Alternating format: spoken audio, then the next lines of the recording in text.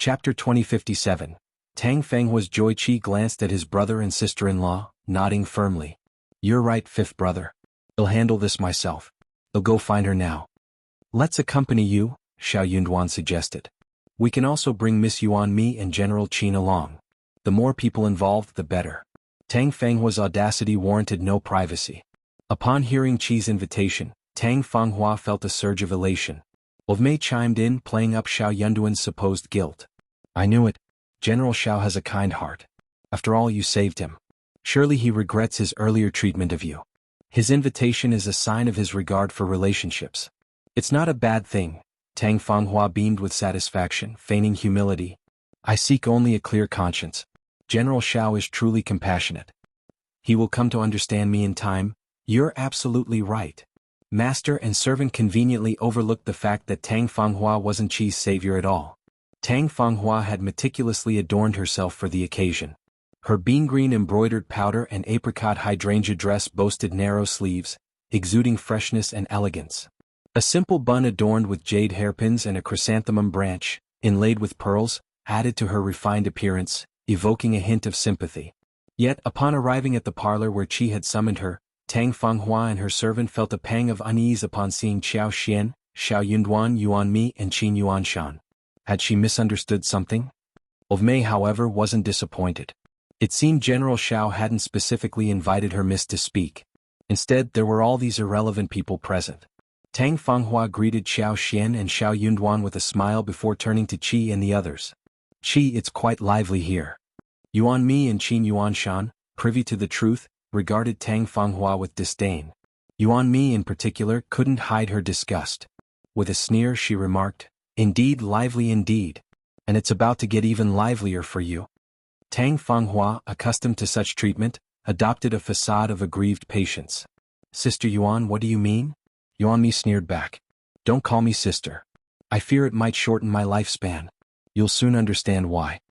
Turning to Qi, Tang Fanghua met his gaze with a smile. Qi, I was told you wanted to see me. How can I assist you? Qi cut straight to the point. Miss Tang, I was poisoned and fell unconscious. You claim to have saved me. Is that true? Tang Fanghua and her servant's expressions shifted dramatically. Qi, what do you mean? Tang Fanghua stammered. I'm asking if you truly saved me, Qi repeated, his tone sharp. Why would you doubt me? Tang Fenghua's voice trembled as she struggled to maintain composure. Qi's sneer deepened. You don't need to deceive me. The details of this incident can't be verified. You claimed your parents left behind a life-saving pill for you, but you've disposed of it entirely. With your parents deceased, there's only one pill remaining. I used it and it's now depleted. You don't even know the origin of the pill. It's a foolproof scheme. Tears welled in Tang Fenghua's eyes. It's the truth. If you refuse to acknowledge this act of saving you, then I'll leave. Why subject me to this humiliation? If you find any errors, ads pop up, ads redirect, broken links, non-standard content, etc. Please let us know reports so we can fix it as soon as possible. Chapter 2058. Argument, Aren't you shameless? Yuan Mi exclaimed in disbelief. If Qi wanted to acknowledge this supposed life-saving grace, why wait until now? What have you gained in the past 2 years if he hasn't acknowledged it? Then why do you suspect me and subject me to humiliation? Tang Fanghua cried out. I've told you the truth. I genuinely don't know anything about that pill. All I know is that my mother entrusted it to me before she passed away, saying my father accidentally obtained it and it could cure all poisons. With my parents gone, I have no way to prove it. How can I explain this any clearer? Yuan Mi sneered. If I recall correctly, your parents were just small landowners with a bit more land than others, right? Do you honestly think it's plausible for your father to have stumbled upon a pill capable of curing all poisons by chance? You're too trusting. You willingly offered up the treasure your parents left you without even knowing Qi's true identity. Why wasn't I aware of your boundless generosity? As the saying goes, like master, like servant. You two are equally greedy. It's well known. Mei, her voice trembling with anger, interjected, Miss Yuan, do you have any evidence to make such accusations? I know you've never favored our miss, but this is going too far. You? Qin Yuanshan gently pulled at Yuan Mi's sleeve, urging her to drop the topic. Let's move on. There are more pressing matters at hand. Yuan Mi let out a heavy snort, her disdain evident. Tang Fenghua's tears continued to stream down her cheeks as she gazed at Qi with a mixture of sorrow and anguish. Qi, what? Why would you suddenly accuse me like this? Why would I deceive you? But I have no way to prove myself. What should I do? Even if others doubt me, don't you trust me? Qi's gaze turned cold as he regarded her. I only believe in the truth. I may have misjudged before, but not anymore. Xiao Xian intervened, her tone firm. Don't attempt to sow discord here. Qi didn't heed anyone's attempts to sow discord. That's why he spoke those words. Have you forgotten about Levine? That girl is terrified. She fears for her life. Despite my leniency, she knows I could turn against her at any moment. What recourse does she have but to endure it? She divulged this secret herself to plead for her life. Miss Tang, what more is there to say? Tang Fanghua realized that Levine must have caused the problem. She deeply regretted it. 2 years. She had 2 years to manage the aftermath. Why did she have to leave such a looming threat unresolved? Not only Levine but also Levmei. Did she fear losing servants to attend to her without Qi's life-saving grace? Perhaps she should have allowed these 2 maidservants to meet untimely ends in the past 2 years. Her overconfidence had blinded her. She never imagined anyone would dredge up this matter again. Who could have foreseen today's calamity? Of course, Tang Fanghua wouldn't confess to it. With Levmei aiding her defense, she shamelessly shifted the blame onto Levine. She concocted a tale, alleging that Levine had harbored desires for General Zhao due to his beauty, and had schemed for Tang Fanghua to offer her to him as a concubine. If you find any errors, ads pop up, ads redirect, broken links, non-standard content, etc., please let us know reports so we can fix it as soon as possible. Chapter 2059. Think about it, however, Levine's disappointment simmered beneath the surface when her mistress rejected her. Yet, she concealed her emotions, leading them to believe the issue had been resolved. Who would have thought she still harbored resentment? Given the opportunity, she struck back at Mississippi. Her belief that eliminating Miss would grant her desires was naive. Naturally, the words of an envious and delusional servant lacked credibility. Was General Zhao inclined to trust the words of such a lowly servant over the young miss? It saddened the young miss deeply. Tang Fanghua choked back tears, closing her eyes in sorrow. Tears streamed down her face, a picture of vulnerability, yet amidst her weakness she managed to command Levmei, "Levmei, cease your words." Yuanmi rolled her eyes in exasperation. Xiao Xian shot a meaningful glance at Tang Fanghua before addressing Levmei. Should I arrange for your interrogation by someone skilled? How long do you think you can hold out? Levmei's heart skipped a beat, her body turning cold as if plunged into an icy abyss. Tang Fanghua was jolted by the realization. She knew it all along. She shouldn't have let her compassion cloud her judgment by keeping these 2 individuals. Clearly they were troublemakers she should have dismissed long ago. Madame Zhao, you're disregarding the court's protocols. Why have you taken Levmei without cause? Do you intend to extract a confession through torture? Qi, are you willing to entertain such a notion? Qi's voice was barely above a whisper. I can discern the truth behind a coerced confession. Xiao Xian scoffed. We're in An's province and I have the authority to detain anyone I please. What can you possibly do to stop me? I'm keen to hear your maid's testimony. Whose account holds more weight, Levmei and Levine's or your feeble protestations? Tang Fanghua felt faint. She murmured, this is unacceptable. You can't do this. Suddenly Qi interjected, you've been evasive and contentious, haven't you? Now I'm offering you a chance to prove yourself. If you truly rescued me, then tell me, what medicine did you use to dress my left leg? Remember when you questioned why I believed Levine without hesitation? It's because of this. The person who saved me applied a bandage to staunch the bleeding. Was that you? If you were the one who saved me, you wouldn't have forgotten, would you? Tang Fanghua instinctively averted her gaze. At this moment, Qi could already conclude that she wasn't his rescuer at all. Xiao Yunduan snapped, Miss Tang, what's with the hesitation? If you dare claim memory loss, he'll have someone torture both you and your maid. I won't tolerate such deceitful and shameless behavior. Yuanmi interjected with sarcasm, clearly she's at a loss. Naturally she can't admit it. Perhaps she's deliberating, weighing her options before taking a gamble. Who knows, she might genuinely want to feign forgetfulness. Tang Fanghua shot a venomous glare at Yuanmi, seething with hatred. Initially she had intended to protest, I don't remember. But Xiao Yunduan's menacing threat had silenced her. His words left her feeling utterly humiliated, as if she'd been stripped bare before everyone. Who gave him the authority to pass judgment in such a manner? Yet, she could only seethe silently, unable to muster the courage to speak. She could sense Xiao Yunduan's animosity and icy demeanor. His threat of torture was no jest.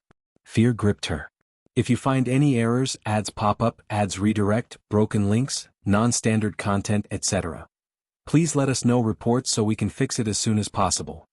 Chapter 2060, Extremely Regretful. It wasn't me. It wasn't me. Tang Fenghua's voice echoed in desperation. She must have mistaken me for someone else. Independent Illinois confess.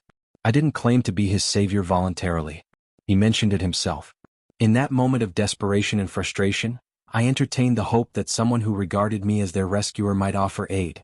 Later I wanted to clarify, but the words stuck in my throat. I was confused and inadvertently went along. But even if I didn't administer the antidote, if we hadn't found Qi and brought him back, who knows what fate would have befallen him. Even if our efforts were insignificant, we should have tried. How could you do this to me? How could you? Tang Fenghua's words dissolved into tears. She buried her face in her hands, sobbing uncontrollably. She realized that her relationship with Qi was irreparable. The rosy future she had envisioned lay shattered. Qi wouldn't offer her another chance. Even if Qi were forgiving and easily persuaded, his siblings-in-law were not benevolent. They would never accept her. Regret consumed her. Why hadn't she dismissed those two maids sooner? Why had she allowed the confrontation with Madame Zhao at Yu's dessert shop that day? Alas, there was no going back. He received confirmation from her. Despite mentally preparing himself, Qi's heart still sank momentarily. The sensation was unsettling. Could there be anyone more foolish than him? He had even misidentified his rescuer. Tang Fanghua had a point. Though she wasn't the one who administered the antidote and saved Qi, she and her companions had facilitated his return. Their efforts were commendable. Therefore he chose not to dwell on the matter. He let the past be.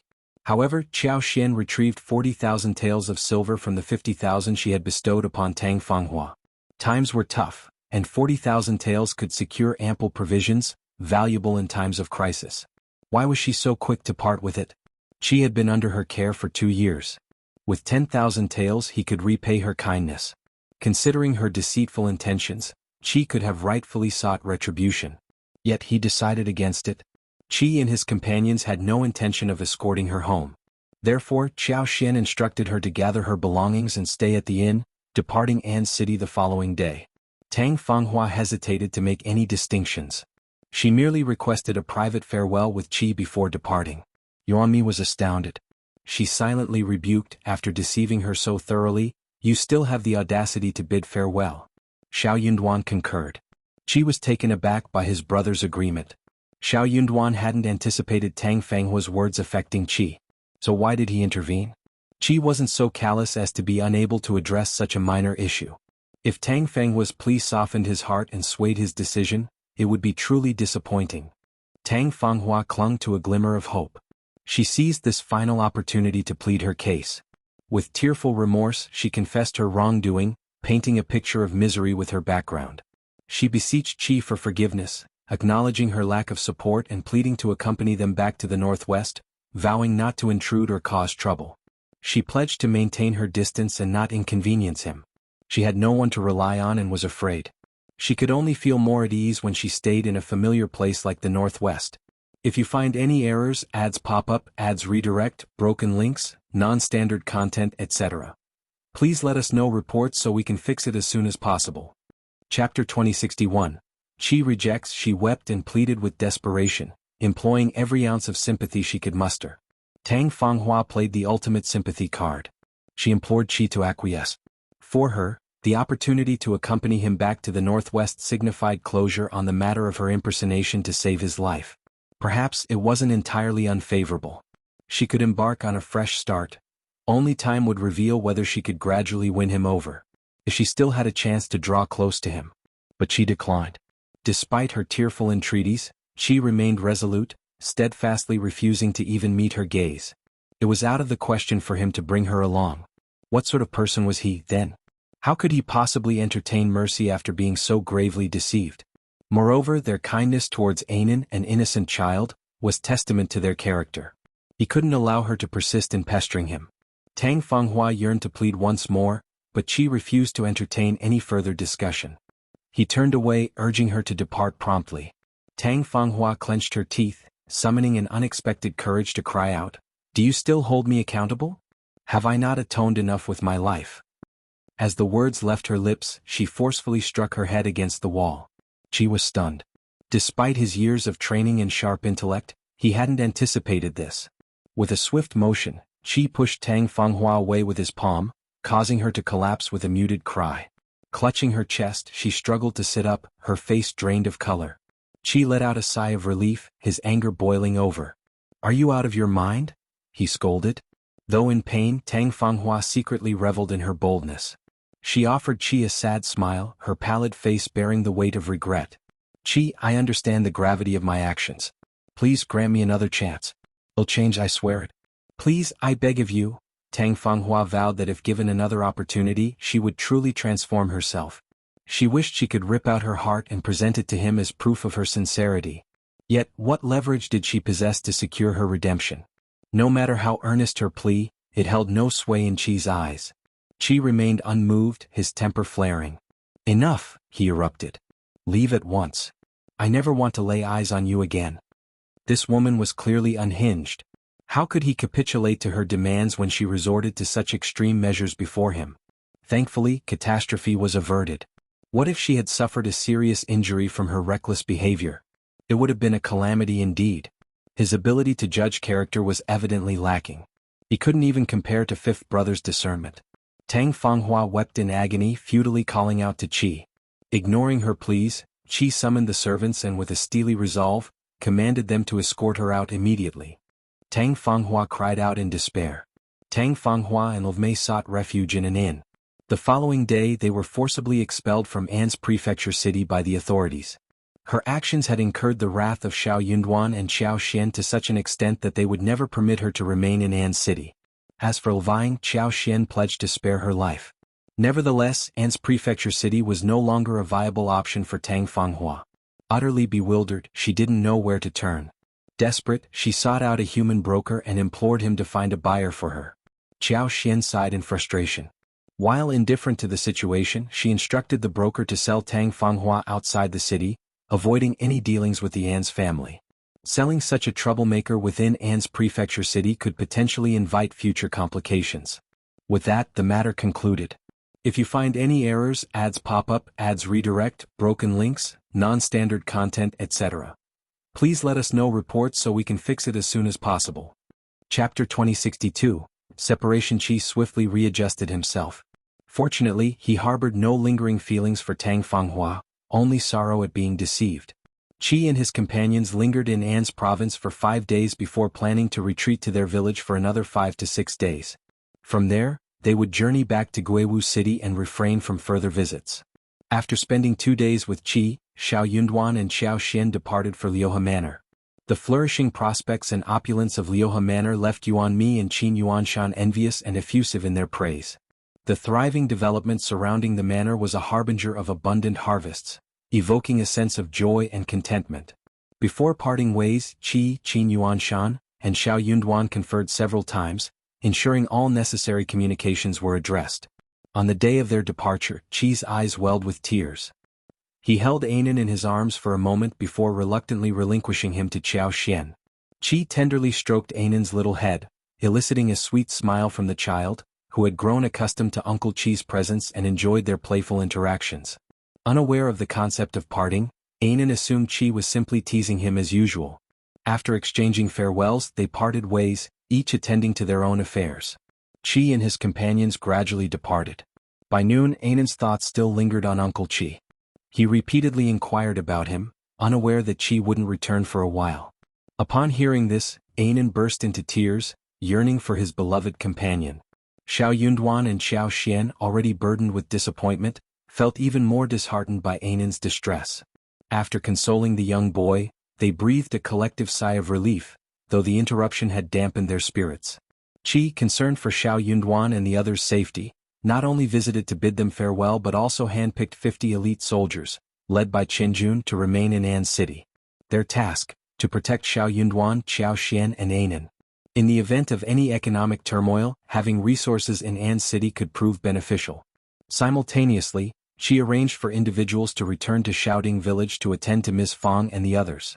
Although Xiaoding Village was situated in a secluded area and generally safe under normal circumstances, nothing could be guaranteed. Qi found solace in leaving a few individuals behind just in case. Qi and Xiao Yunduan understood well that as long as the brothers were thriving outside, the family would remain secure and no one would dare harm them. In addition to deploying 50 elite soldiers to safeguard Xiao Yunduan, Qi also briefed him on the food supplies. The power struggle among the three princes showed no signs of abating anytime soon. News of it had already reached the borders. The Beihu and several other small tribes had begun to stir once again. There were already signs of minor probing. While the city on the northwest border appeared normal and bustling on the surface, defenses had been bolstered and scrutiny had intensified. The training regimen across various military camps intensified threefold in preparation for the looming threat from Beihu. Rumors circulated that Beihu was enticing Qingdi to join forces with him to cause unrest. The Northwest Army couldn't afford to disregard this potential threat. Despite Qingdi's relatively recent amicable relations with Great Qin, the significance of a mere marriage paled in comparison to national interests. Furthermore, Princess Shuangfa's union was not with the king but a prince, diminishing the impact of the marriage even further. While the Northwest Army had stockpiled ample food supplies, increased expenditure on armaments necessitated reallocating funds, resulting in a natural depletion of food reserves. If you find any errors, ads pop up, ads redirect, broken links, non-standard content, etc., please let us know reports so we can fix it as soon as possible. Chapter 2063. Food. If any issues arose, it would likely revolve around the rations. General Feng and his comrades instructed Qi to inform Xiao Yunduan that should the Northwest face a shortage of food supplies, he could seek Xiao Yunduan's assistance. Meanwhile, amidst the power struggle among the three princes, the idea of allocating funds for rations for the Northwest Army seemed far-fetched to General Feng and his associates. They couldn't entertain such a notion. Thus, the Northwest Army had to devise its own solution. Upon conveying this to Xiao Yunduan, he nodded in agreement to extend whatever help he could provide. Qi, being part of the Northwest Army, was relieved by Xiao Yunduan's willingness to support. Moreover, Xiao Yunduan was keen to prevent Beihu, Qingdi, and their cohorts from wreaking havoc within the Great Qin Empire. Inquiring about the well-being of Qi, Meng Wanfu, and Ding Xiang, Xiao Yunduan expressed concern. Qi reassured him that both Meng Wanfu and Ding Xiang were faring well. With the Northwest Army now linked to the front line, Meng Wanfu operated among them, allowing for occasional meetings. Xiao Yunduan concurred. Sharing the same hometown, mutual care was highly desirable. He needed to confer with Qiao Xian regarding the food situation. His assent to Qi's plea stemmed from his confidence in Qiao Xian's concurrence. Though he couldn't directly handle it, his wife's capabilities were remarkable. Qiao Xian remained unruffled. She proposed, with a casual demeanor, "Let's construct additional granaries and increase our grain reserves. We can coordinate with Zhao Shu and elder brother Yuezhing to procure more grains." The tumultuous struggle for the third prince's throne had minimal impact on the commoners' lives. While the cost of food had risen, it remained manageable. Currently, the state treasury boasted substantial reserves, and both Qiao Xian and Xiao Yunduan possessed ample personal wealth, sufficient for stockpiling food. Qiao Xian harbored no concerns, as she had amassed a considerable amount of food within her space. Hence, the priority was expanding the granaries. Subsequently, she would oversee the procurement of food personally, leveraging her spatial storage to efficiently manage supplies. Given the internal turmoil this year, she also prioritized food security. Fearing potential shortages and resulting unrest, she incorporated all the food seeds provided by the authorities into her abilities. This ensured yet another abundant harvest. Regularly, during her walks, she would utilize her special powers to enhance the fertility of everyone's fields. From potatoes to corn, from fruits to vegetables, even medicinal herbs, she applied her abilities across the largest possible area. In essence, she maximized their potential. At the very least, it maintained stability in An's province. Upon hearing Qiao Xian's remarks, Xiao Yunduan nodded, smiling. "Then let's make necessary preparations just in case. I'll instruct Deputy Prefect Jia to scout a suitable location for the granary, and dispatch letters to Brother Yuezhing and Zhao Shu, requesting their presence." While Yuezhing Xiao was nearby, Zhao Shu and Taotao resided in Hangzhou. It would take at least 20 days for messengers to reach them and bring them here. During this interim, preparations could be made on all fronts. Surprisingly, 5 days later, when Xiao Yunduan's messenger arrived, Zhao Shu and Taotao were already en route to An's province. Their timing was impeccably aligned, though it meant they missed each other on the way.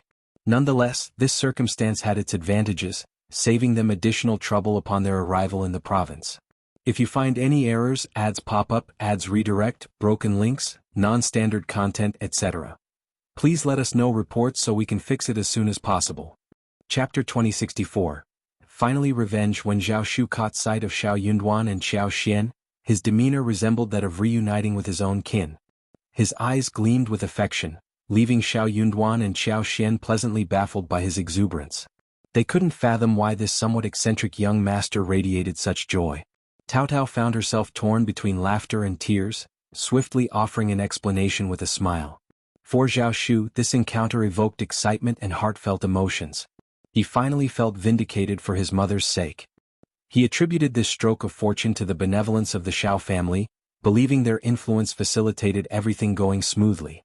Thus, upon seeing Xiao Xian and Xiao Yunduan, he felt akin to reuniting with his own family. Despite Jiangnan being embroiled in the prince's internal conflict, it remained affluent and tranquil.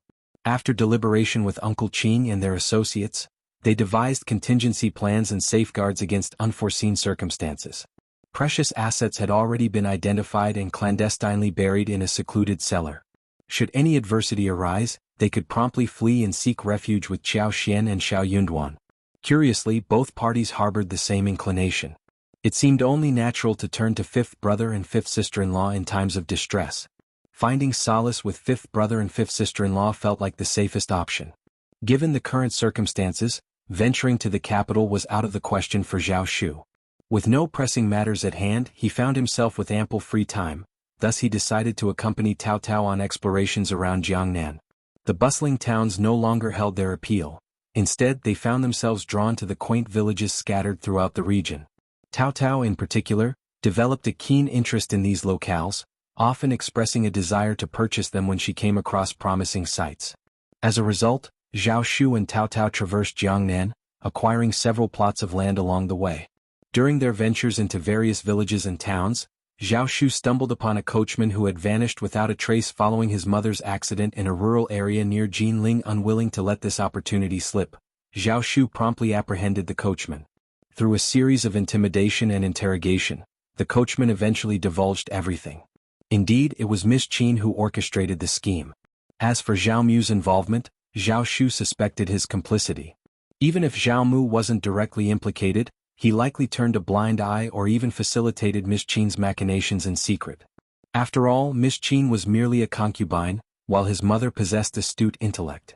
It seemed implausible that Miss Qin could orchestrate such a scheme without assistance. With Zhao Mu's complicity, the situation took a stark turn. Fueled by grief and righteous indignation, Zhao Shu confronted the coachman, venting his frustrations through physical force before dragging him back to Miss Qin and Zhao Mu.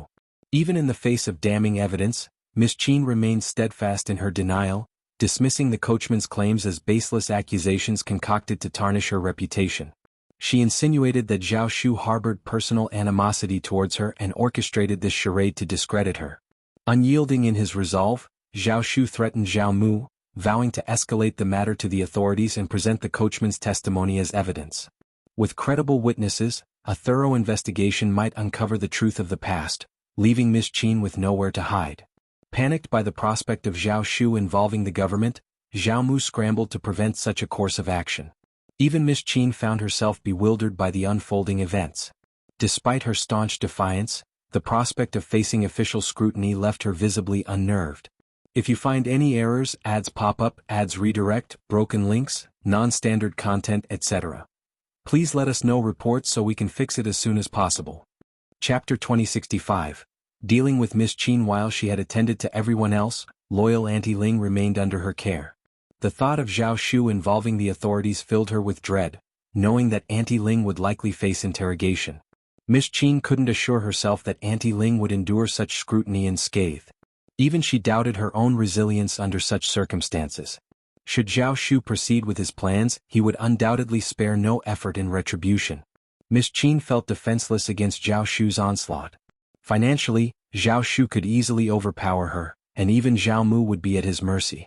With Zhao Shu's demise, any familial ties ceased to hold sway over Zhao Mu. Though he might show leniency towards Zhao Mu due to their blood relation, Miss Qin realized she had no such reprieve awaiting her. Filled with remorse, Miss Qin lamented her previous leniency. If she had foreseen this predicament, she would have eliminated the coachman without hesitation, sparing herself this ordeal. In truth, Miss Qin had entertained thoughts of eliminating the coachman.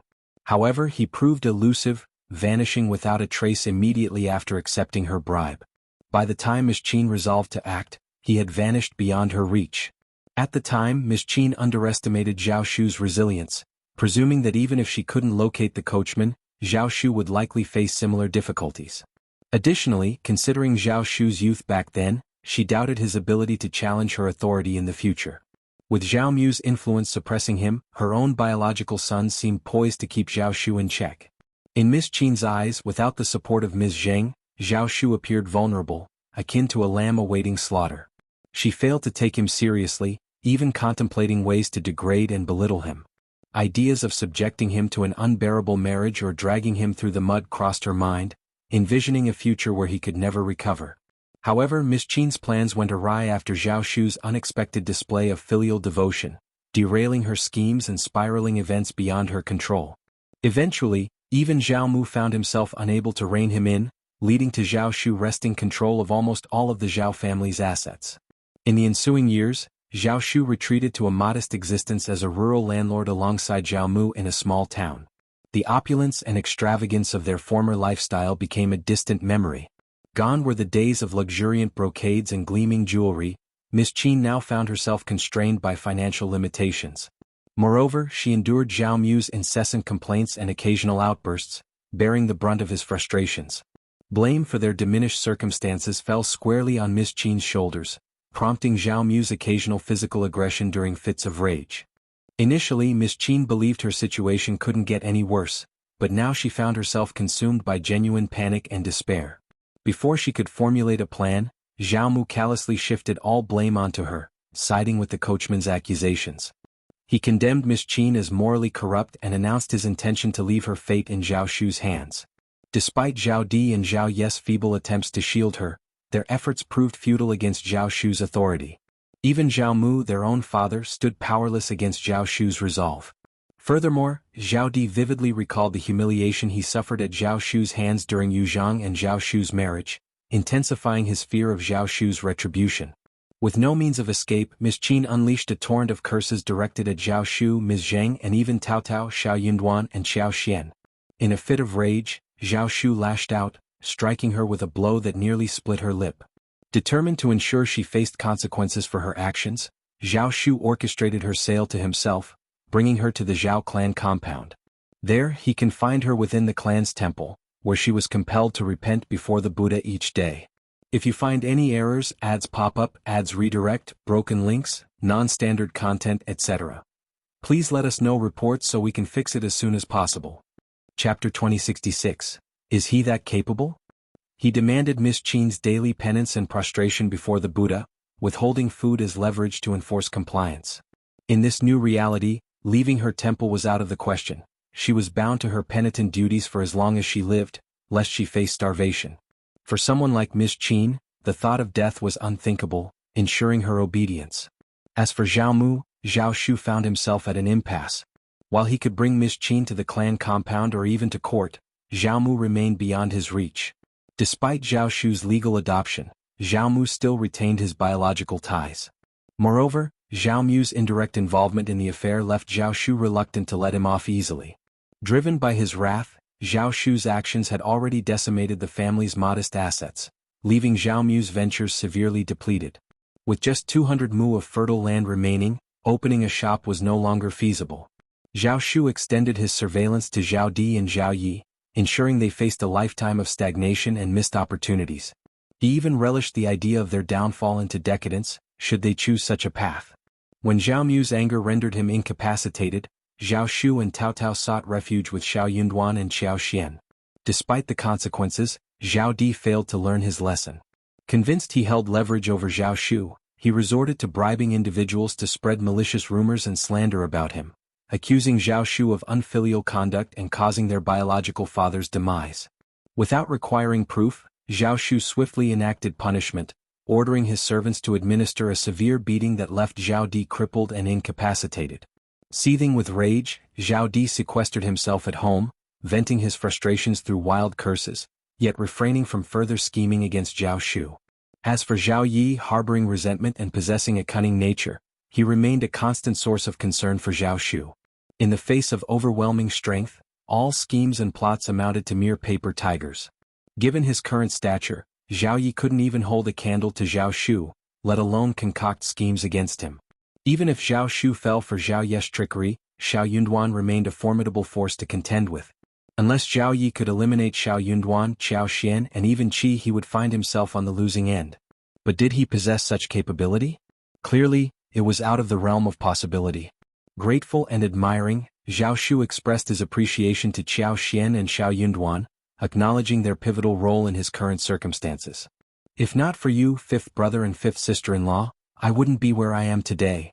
Marrying Taotao enabled me to traverse many places and apprehend that vile slave. I owe you both a debt of gratitude that I will never forget. Sincerely spoken, Zhao Shu's words resonated with his genuine sentiments. Had it not been for Qiao Xian and Xiao Yunduan, Zhao Shu would have remained under the thumb of Zhao Mu and Ms. Qin, constrained by their manipulations. He wouldn't have been able to rely on his biological father for the rest of his days, nor would he have had such a straightforward path to exacting revenge. This wasn't the first time Qiao Xian and Xiao Yunduan had heard such expressions of gratitude from him. It was simply his nature, often showering them with lavish gifts as tokens of appreciation. Qiao Xian couldn't even begin to count the number of expensive jewelry, antiques, calligraphy, and paintings she had received from him. Reflecting on this, the two couldn't help but feel a pang of guilt.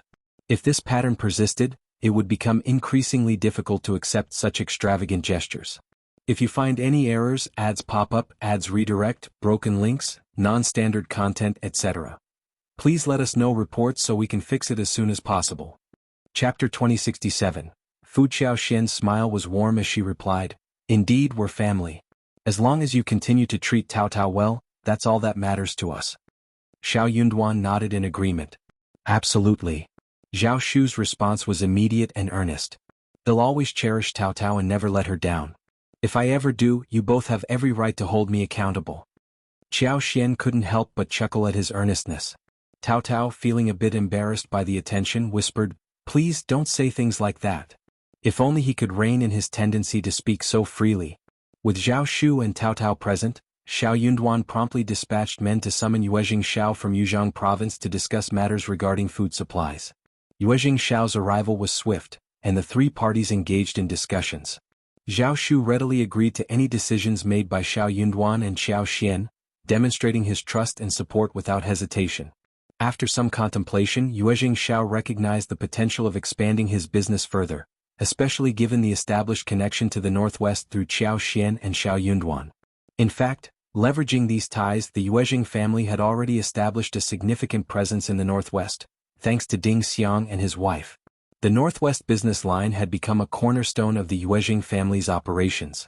With the northwest army in need, it was imperative for the Yuezhing family to take action. Even if the northwest army couldn't afford immediate payment, the long-term benefits of facilitating their needs far outweighed any monetary gains. This was an opportunity that transcended mere silver. Thus, it was agreed that upon their return home, Yuezhing Xiao and Zhao Shu would discreetly begin purchasing grains. Keeping a low profile was paramount, and secrecy was preferred to avoid unnecessary attention. After the acquisition of food, it would be transported to An's province in the name of other goods. With business ties established in An City, Zhao Shu and Yuezhing Xiao could conduct their transactions without drawing undue attention. The quantity and frequency of their shipments might raise some eyebrows among astute merchants, but few would dare to openly question them, given the current Lord Prefect's formidable reputation. During his 3-day stay, Yuezhing Xiao departed with his cargo, leaving Zhao Shu and Taotao reluctant to leave. The news of Qi's recent departure only added to Taotao's frustration, wishing they had arrived sooner. Regrettably, time was not on their side.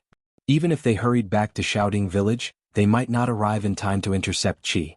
Unable to catch up with Qi in time, Zhao Shu decided to extend his stay with fifth brother and fifth sister-in-law for a while longer. Instead of personally overseeing the procurement of food, Zhao Shu delegated the task to his subordinates. With a capable team at his disposal, there was no need for him to undertake such errands himself.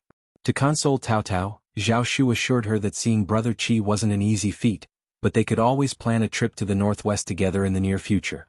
He admitted to being intrigued by the region's unique scenery, especially its vastness and desolation, which contrasted with the landscapes of the Central Plains and Jiangnan. Taotao couldn't help but chuckle at his enthusiasm. Observing their interaction, Qiao Xian couldn't help but feel a twinge of envy. Taotao was fortunate to have Zhao Shu, who was both considerate in trivial matters and decisive in significant ones, with no familial constraints holding them back. They were free to explore wherever they pleased, something Qiao Xian couldn't help but envy because she could not. If you find any errors, ads pop up, ads redirect, broken links, non-standard content, etc., please let us know reports so we can fix it as soon as possible. Chapter 2068. Qi returns to the village. Jia Hemming had already selected 3 sites in the transitional zone of An's province. Upon informing Xiao Yunduan, construction of the granaries commenced simultaneously, 1 large and 2 small. Following discussions with Qiao Xian, Xiao Yunduan initiated incentives for exploration. Whether cultivating herbs, fruit orchards, cash crops, or potatoes, taxes were waived for the initial 5 years, while the cost of purchasing uncultivated land was halved. Given An's province's initially sparse population and abundant mountainous terrain, the announcement sparked immediate excitement. Amidst contemplation, unanimity prevailed. The incessant battles among the 3 princes seemed boundless. Who could predict their duration? Who knew if they'd plunge the world into chaos? In times of turmoil, expanding domestic territory and resources seemed prudent. Meanwhile, at Xiaoding village, Qi had finally returned after years of absence. The Xiao family's first branch, along with the village and clan, brimmed with joy. Miss Fang and eldest uncle couldn't resist the urge to hold Qi's hands, their affection palpable. Ding Jinshan, hailing from the same village, had also enlisted alongside Qi. However, this time he didn't return. The Ding family dispatched a representative to inquire about him. Qi clarified they weren't stationed together but assured of Ding Jinshan's well-being. Despite his return, Ding Jinshan couldn't come back, yet he entrusted some items for his family, a few leather pieces and 200 taels of silver. The Ding family members felt deeply disheartened. They lamented Qi's actions. If Qi could return, why couldn't Ding Jinshan? After all, they hailed from the same locale. Couldn't Qi intervene on his behalf? Perhaps his influence could sway their superiors to allow Ding Jinshan's return? Even Ding Jinshan's grandparents aired their grievances more vehemently. They felt Ding Jinshan had asked Qi to bring back too little. They subtly insinuated to Qi, questioning if he harbored greed for Ding Jinshan's belongings and silver. Their suspicions heightened, especially when Qi remained reticent about the quantity of items he brought back. In the end, they confronted him directly. Yuan Mi, visibly incensed, reprimanded Qi sternly. Qi, now a 4th-grade general, had amassed numerous accolades and rewards through his contributions. Why would he need to pilfer Ding Jinshan's possessions? It was preposterous. Had Qi not intervened, Yuan Mi would have disclosed that the few pieces of leather and 200 taels of silver weren't gifts from Ding Jinshan but from Qi himself. Considering Ding Jinshan's modest prospects, it was a stretch to envision any financial security for him. Qi, mindful of their shared village origin, opted to alleviate his own family's hardships after years of absence. It was, in essence, a gesture of solace. Unexpectedly, not only did they not think well of them, they even let one's imagination run wild and made malicious guesses on the way. Upon hearing this revelation, Ding Jinshan's family was further astounded. They immediately turned to Ding Jinshan, their eyes bright with anticipation. Qin Yuanshan scoffed disdainfully. Do you truly believe attaining the rank of general is a simple feat? Qi possesses exceptional martial prowess and unparalleled archery skills. Through numerous acts of valor, he garnered recognition from General Feng, thus ascending to the rank of 4th-grade general. As for the Ding Jinshan you speak of, he's not even stationed in the same military camp as Qi. He lacks any remarkable abilities, he's merely a common soldier. If you find any errors, ads pop up, ads redirect, broken links, non-standard content, etc., please let us know reports so we can fix it as soon as possible. Chapter 2069. Grudge, you best mind your manners. Showing disrespect to a general won't be tolerated. Whether you're from the same hometown or not is irrelevant. Should you overstep again, I won't hesitate to report you to your county magistrate for arrest. The Ding family, shocked by the stern warning, tempered their emotions. However, Ding Jinshan's grandfather remained somewhat discontented. Turning to Qi, he voiced his sentiments. I acknowledge your capabilities, Qi, but we share a hometown. Can't you extend a helping hand? Even if just a minor position given your rank as a general. We're from the same village, why this detachment? Anger and resentment brewed among Ding Jinshan's relatives. Absolutely. Aren't fellow villagers supposed to support each other? Yet here you are, neglecting your own. You promised to look after our mountain-dwelling kin. You've attained the rank of general, bringing him back should be a mere formality. In the end, wealth has clouded your sense of community. Qi's expression hardened as he retorted, military protocol is stringent. Ding Jinshan falls beyond my authority being a mere soldier. His return to hometown isn't feasible. I've elucidated this out of consideration for our shared village. Further discussion is unnecessary. Rest assured in due time Ding Jinshan will return unscathed. Qin Yuanshan's threats and rebukes instilled fear in the Ding family, despite their lingering doubts. While they may not have hesitated to challenge Qi, whom they had watched grow up, Qin Yuanshan's stern demeanor was a different story altogether. Ding Jinshan's mother persisted, seeking reassurance about her son's future upon his return in a few years. She couldn't shake the notion that if Qi could ascend to officialdom, so could her son. Anything less would seem unjust, wouldn't it? Qi found himself at a loss for words while Yuan Mi derided, "Ask him about his capabilities. His contributions. Don't simplify matters within the military camp. Who told you that officialdom is a given?" Growing impatient, Yuan Mi resorted to intimidation.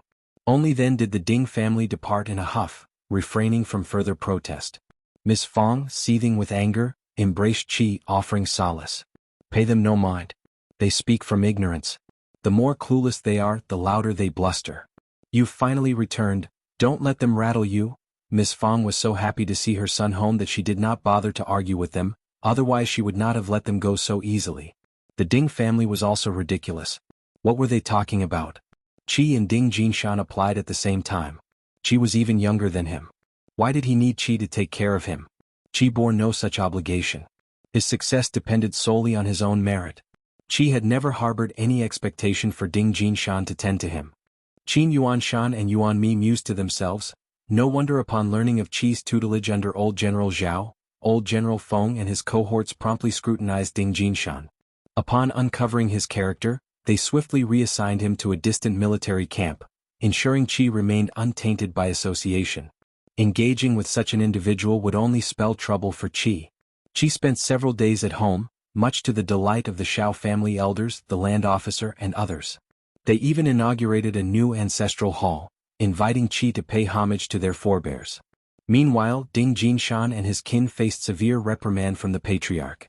The situation was truly outrageous. If you find any errors, ads pop up, ads redirect, broken links, non-standard content, etc. Please let us know reports so we can fix it as soon as possible. Chapter 2070. Once stimulated, it comes again in the past. Ding Jinshan's demeanor at home contrasted sharply with Qi's. While Qi demonstrated diligence and determination, Ding Jinshan often appeared lackadaisical and unmotivated. Such a stark contrast led some to speculate that Ding Jinshan might not have acquired the money and skins Qi had bestowed upon the Ding family. In contrast, the Zhao family flourished. With a primus, an advanced scholar, and a general among their ranks, alongside 3 or 4 promising students in the local school, their prestige soared. With Xiao Yunduan and other officials in the court, coupled with the village's support, aspiring scholars need not fret over travel expenses for imperial examinations. The village stood ready to aid them, free from the constraints of nepotism or bullying. As long as they proved capable, Xiao Yunduan and his allies were prepared to lend a hand. The influence of the Zhao clan extended wide, benefiting all its members. However, jealousy still simmered within the second and third branches of the Zhao family. Xiao Xianwen of the second family section seemed to constantly draw the short straw. Whenever Ms. Niu felt agitated, she'd fly into a frenzy, coercing Xiao Xianwen into studying. It was a chaotic cycle, leaving both exhausted and disheveled. However, Ms. Niu lacked resolve, her efforts to prod Xiao Xianwen into action only fleeting. Once fatigued by her own persistence, she'd relent. Yet, inevitably when provoked again the cycle would repeat. Meanwhile, Ms. Ma and third uncle sought solace in boasting about Xiao Lilang's status as an official in the capital, emphasizing the superiority of urban prospects over rural ones. Their regret was palpable.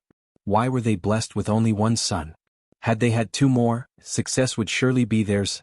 Ms. Ma couldn't help but ponder if any noble women in the capital had taken an interest in Lulang. If so, they ought to expedite his marriage and produce more offspring. They couldn't allow themselves to fall short in comparison to the first family section's grandchildren. After a satisfying few days at home, Qi departed, content with his visit. It had been years since he last returned. Finally he was back. In the future, if he appealed to General Feng and others, perhaps he could return within a year or two. Contemplating possibilities, Qi entertained the idea of relocating his family to the northwest. If his parents could settle in An's province, why not the northwest? It had been far too long since their family gathered in its entirety. However, by the end of June, disaster struck. A sudden flood plunged the already turbulent Great Qin into chaos. Relentless rains caused the Yellow River to surge, breaching several dams along its course, submerging countless towns and villages. In an instant, homes were swept away, families torn asunder. Local officials swiftly notified the capital, urging the imperial court to dispatch aid in the form of funds, food, medicine, and clothing to aid the affected populace. The fourth prince, embroiled in conflict with the third prince outside Jinan City, seethed with fury. He flung the memorials from the disaster-stricken regions onto the imperial table, spewing curses. These wretches denied my rightful status as the true Dragon Emperor, yet now they come crawling for aid as if I were their sovereign? Shameless. Utterly shameless. Within the court, ministers engaged in heated debate over disaster relief efforts. Some vehemently advocated for relief, arguing that the emperor's handling of the crisis would rally public support. With the people behind him, the emperor would emerge unassailable, leaving the second and third princes no room to contest his authority. After all, the emperor was the true Dragon Emperor chosen by the will of the people. If you find any errors, ads pop up, ads redirect, broken links, non-standard content, etc., please let us know reports so we can fix it as soon as possible. Chapter 2071, You Can't Do It. Opponents held a different perspective. In their eyes, the two usurpers who had already seized the throne wouldn't relinquish power just because the emperor garnered public support. Were they really expected to surrender the authority they had claimed? Impossible. Unless they were intimidated by the emperor. If the emperor dispatched disaster relief, they might see it as a ploy, perhaps even orchestrating it themselves. Disaster relief wasn't a trivial matter. It required substantial funds and resources. With the treasury depleted, where would the emperor procure the necessary aid? Once the treasury was emptied, the two usurpers might exploit the opportunity to mobilize troops. What recourse did the emperor have? Thus, he couldn't authorize disaster relief. Of course, outright refusal wasn't an option either. In that case, the emperor might opt to prolong the deliberation until the bitter end. Furthermore, the emperor issued a decree to the two insurgents, commanding them to organize disaster relief efforts, and to the magistrates in Jiangnan, instructing them to allocate funds and provisions for the relief efforts. Whether they complied or not was their concern. In essence, the emperor needed to assert his stance. Moreover, no one could fault such a stance. If the two usurpers defied the decree, they would appear callous and risk alienating the people. Ultimately, the fourth prince acquiesced to this suggestion, affirming his commitment to providing disaster relief. Efforts were already underway to amass funds, food, and supplies for transport to the disaster-stricken regions. Simultaneously, the second and third princes, along with the prefects of Hangzhou, Yangzhou, Suzhou, and Jiangning, received orders to promptly unlock their warehouses and assemble provisions, food, medicine, clothing, and more, for dispatch to the disaster areas. The second and third princes erupted into laughter upon receiving the so-called imperial edict. They couldn't possibly comply. They even resorted to physical violence against the eunuch bearer of the decree, promptly ejecting him. Publicly, they ceremoniously incinerated the supposed edict. Simultaneously, they reassured the populace of their unwavering commitment to disaster relief. After all, as the ruling sovereigns, how could they disregard the plight of their own subjects? They asserted that supplies were already in readiness and would unquestionably be dispatched. As for the impostor emperor in the capital, he was merely a regicide, having slain the rightful monarch. Who did he think he was, issuing orders? They dared him to prove his purported preparations by delivering aid, rather than spewing empty rhetoric. To underscore their sincerity in aiding the afflicted, the second prince promptly mobilized a substantial shipment of supplies. 30 laden carriages paraded through the streets, bound for the disaster-stricken regions. What did it matter how many supplies filled those carriages bound for the disaster area? Who would dare inquire? Who would risk divulging what they knew? Observing the second prince's gesture, the third prince swiftly followed suit, dispatching a consignment of relief supplies to the stricken region. Both princes scorned and derided the fourth prince in unison. Meanwhile, upon receiving the imperial decree, the prefectural magistrate of Hangzhou grumbled incessantly. He made no effort to prepare supplies, citing insurmountable obstacles. Truly, he claimed he was powerless to assist, yet daring to accept the decree proved perilous. First, the third prince, then the second, clandestinely dispatched envoys to intimidate him. Anyone brazen enough to heed the decree would learn a harsh lesson. Jiangnan lay a considerable distance from the capital. While the fourth prince issued decrees with apparent candor, should a crisis unfold, his ability to intervene would be limited. The state of Great Qin teetered precariously balanced amidst an enigmatic landscape of power dynamics. If you find any errors, ads pop up, ads redirect, broken links, non-standard content, etc., please let us know reports so we can fix it as soon as possible. Chapter 2072, Chaos in the World. In territories beyond the dominion of the three princes, officials continued their duties obediently, avoiding any hasty actions. So long as they refrained from impulsive moves, they reasoned they'd remain unscathed. Publicly aligning oneself with a particular faction meant relying on one's master for protection. Should their patrons fail to safeguard them, they'd face dire consequences. In such a precarious climate, it was prudent to abstain from taking sides. Self-preservation took precedence. Surrendering allegiance could always be considered once the dust settled among the three princes. After all, the masses were typically spared legal retribution. When the time came, the victor would likely be preoccupied with consolidating power rather than settling old scores. In the intermediate palace, the fourth prince vented his frustration with countless curses and damaged decorations, ultimately relenting to dispatch some supplies to the disaster area. In Jiangnan, stagnation prevailed. Communities focused solely on self-preservation while elsewhere, there seemed little anyone could do.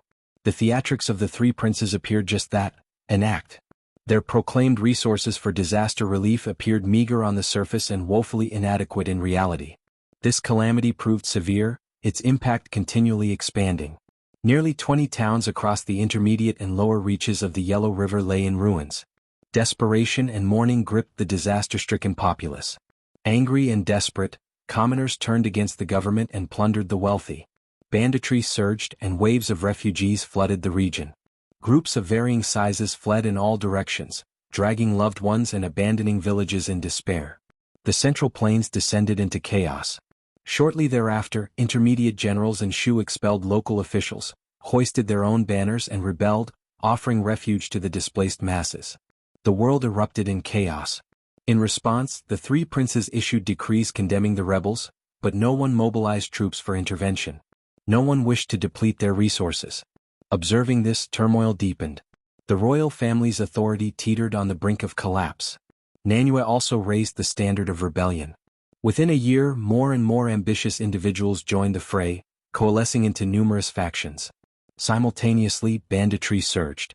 Hooligans and ruffians grew increasingly bold, perpetrating robberies and thefts with alarming frequency in both large and small towns. Amidst the chaos, countless opportunists seized the moment to settle old scores, exact revenge on past adversaries, or eliminate competitors, adding to the tumult. The world spiraled deeper into disarray. In response, the three princes grew increasingly restless. The second prince took the initiative, dispatching troops to conquer neighboring towns, aiming to expand his territory and consolidate power. Not to be outdone, the third and fourth princes swiftly followed suit. In a bid to undermine each other, they launched sudden attacks, engaging in fierce battles with fluctuating outcomes. Witnessing the power struggle among the princes, other influential factions with their own ambitions weren't to be left behind. They too mobilized, targeting the emerging smaller factions. Their strength swelled and they grew bolder, unafraid to confront even the princes themselves. As the world plunged further into chaos, even the princes found themselves powerless against the rising tide. Inevitably, An's Prefecture city, nestled in a remote corner, could no longer remain untouched. Initially, a trickle of refugees began pouring in. Hundreds, even thousands, arrived in ragged attire, bearing the weight of extreme poverty. Unable to turn a blind eye, Xiao Yunduan took action. He initiated the construction of shelters outside the city to provide refuge for the influx of displaced souls. If you find any errors, ads pop up, ads redirect, broken links, non-standard content, etc., Please let us know reports so we can fix it as soon as possible. Chapter 2073. Discussing settlement of the refugees. However, as the number of people swelled to 600 to 700, with uncertainty looming over the possibility of even more arrivals, passivity was no longer an option. Xiao Yunduan convened Jia Heming Zheng Sang, along with a handful of scribes Sun Bai, Sun Qian and Xiao Xian. His wife, well-versed in such affairs, played a crucial role. In the past, such actions might have been deemed inappropriate. Yet, in the midst of this chaotic era, what defined appropriateness? It boiled down to the willingness of all involved. During the deliberations, the appearance of Madame Xiao surprised no one. Xiao Yunduan recounted the situation, prompting nods from everyone as discussions ensued. Indeed, my lord. Establishing a protocol is imperative, one voiced. Absolutely. In our current reality, Sai, despite An's prefecture city's remoteness, the influx of refugees is staggering. Without proper settlement, the ramifications could be dire. Fortunately, we have you, my lord. Your leadership brings reassurance to all. Indeed, indeed. Let us heed Lord's guidance. Absolutely, absolutely, Xiao Yunduan with a genial smile interjected. I invite you all to contribute your ideas collectively. Share your thoughts and suggestions on how best to settle the refugees without disrupting the harmony of An's province. Your input is invaluable, so please speak freely. Having collaborated with Lord Xiao for numerous years, everyone understood his approach. Lord Xiao was always receptive to input. By convening this discussion, he signaled his openness to ideas. The more innovative the contributions, the more esteemed they would be in Lord Xiao's eyes. Take Jia Heming for instance. Initially reserved, he now confidently showcased his intellect in Lord Xiao's presence, earning Lord Xiao's admiration. Observing him now, standing resolute before the deputy prefect, Jia Heming exuded a sense of accomplishment. Following deliberation, they resolved to settle the refugees and engage them in labor in exchange for support for their families. While this served as a broad framework, the intricacies demanded thorough comprehension. Clear understanding was paramount to preempting oversights and averting potential complications in implementation. Jia Heming, adept in such matters, assumed leadership, supported by Songsher and Lu Fu, under Qiao Xian's employ, who offered their experienced assistance. Crucially, the government warehouse boasted ample reserves of both funds and provisions. Furthermore, they could rely on the unwavering support of Madame Xiao. Despite these assurances, Jia Heming proceeded cautiously, mindful of the uncertain influx of future refugees. Over the past few days, the numbers had seen a modest increase. Jia Heming delegated a clerk to meticulously register each refugee, cataloging their origins and familial ties. Not a single individual, including the elderly and children, would be overlooked. Subsequently, parcels of land, suitable for temporary settlement and short-term labor, would be allocated to groups of approximately 1,000 individuals. He aimed to identify 3 to 5 suitable locations for such settlements. Taking charge, Qiao Xian embarked on the task alongside Yi Mianmian and Songsher. Though Xiao Yunduan harbored reservations, Qiao Xian remained resolute. Accustomed to acquiescing to her wishes, Xiao Yunduan acquiesced once more, albeit with a resigned sigh and some gentle reprimand. Eventually, he entrusted Yi with her care before reluctantly letting her depart. If you find any errors, ads pop up, ads redirect, broken links, non-standard content, etc., please let us know reports so we can fix it as soon as possible. Chapter 2074. Interim Plan. Xiao Xian was brimming with excitement. She harbored immense joy at the prospect ahead, though she made a conscious effort to conceal it from Xiao Yunduan. Exploring the mountains, rivers, and forests of An's province had been a long-standing desire of hers. Finally, an opportunity had presented itself. Considering the logistical challenges of accommodating thousands of people, the settlement's location couldn't stray too far from town. Practicality demanded accessibility for efficient management and the convenience of its inhabitants. Selecting a site necessitated a balance. Proximity to town for ease of access yet distant enough to ensure manageable logistics and resource availability, particularly water. The chosen location lay an hour or even 2 away from the settlement, a distance deemed manageable. It was a mere token effort for them. 3 days later, Qiao Xian led Xiao Yunduan and Jia Heming to inspect the chosen site for relocating the refugees. Situated an hour's journey south of An's prefecture city, it boasted a small hill with gentle undulations and sparse tree growth, a promising canvas for development. Building a settlement capable of housing over 1,000 people posed no significant challenges here. The refugees, venturing southward for over an hour, stumbled upon a swamp. Upon consulting her powers, Xiao Xian discerned that the swamp harbored untapped potential. Its shallow mud offered a canvas for development, ripe for transformation into either paddy fields or fish ponds. With an estimated capacity of around 30,000 mu, the addition of such fertile land heralded a boon for An's province, where arable land was scarce amidst the rugged terrain. Despite the enthusiasm for land clearing, previous efforts had primarily focused on drylands and mountains. Exploring the mountainous regions proved arduous, a fact well known to all. For Xiao Xian, this task was relatively straightforward, owing to her substantial resources. Few could afford to undertake the daunting task of demolishing homes belonging to ordinary people. Clearing the land demanded painstaking effort both above and below ground. Trees, weeds, bushes, and thorns littered the surface, while below, a labyrinth of roots tangled intricately, resembling fishing nets and chessboards, a formidable challenge to overcome. That wasn't the end of the challenges. The freshly cleared land would be in its initial stages for the first 3 years, demanding significantly more effort to tend due to rampant weed growth. The relentless task of weeding alone promised exhaustion. Furthermore, post-reclamation, taxes would be levied, albeit modestly considering the limited yield. Moreover, acquiring land necessitated financial investment, a barrier that deterred commoners from embarking on land exploration ventures. The initial years posed formidable challenges, dissuading all but the most determined individuals from enduring the hardships unless absolutely necessary. Xiao Xian's leadership, however, had spurred cultivation of various cash crops such as herbs, star anise, and peppers, fostering a willingness among people to engage in land exploration. Yet, despite her efforts, the extent of wasteland reclaimed remained relatively modest. Observing the swamp, Jia Hemming hesitated, voicing his concern. "Madam, are you certain this swamp can truly be cultivated into fertile land? Honestly, there are numerous swamps in An's province. Attempts to convert them into arable land have often failed. This swamp may prove challenging to transform." Xiao Xian smiled reassuringly. "You needn't fret, Deputy Prefect Jia. Not all swamps are alike. Some are indeed unsuitable for cultivation, but others, like the one before us, pose no such challenge." In truth, it was merely a matter of perspective. With modern resources, any swamp, no matter how formidable, could be transformed into fertile land. How could it present a difficulty?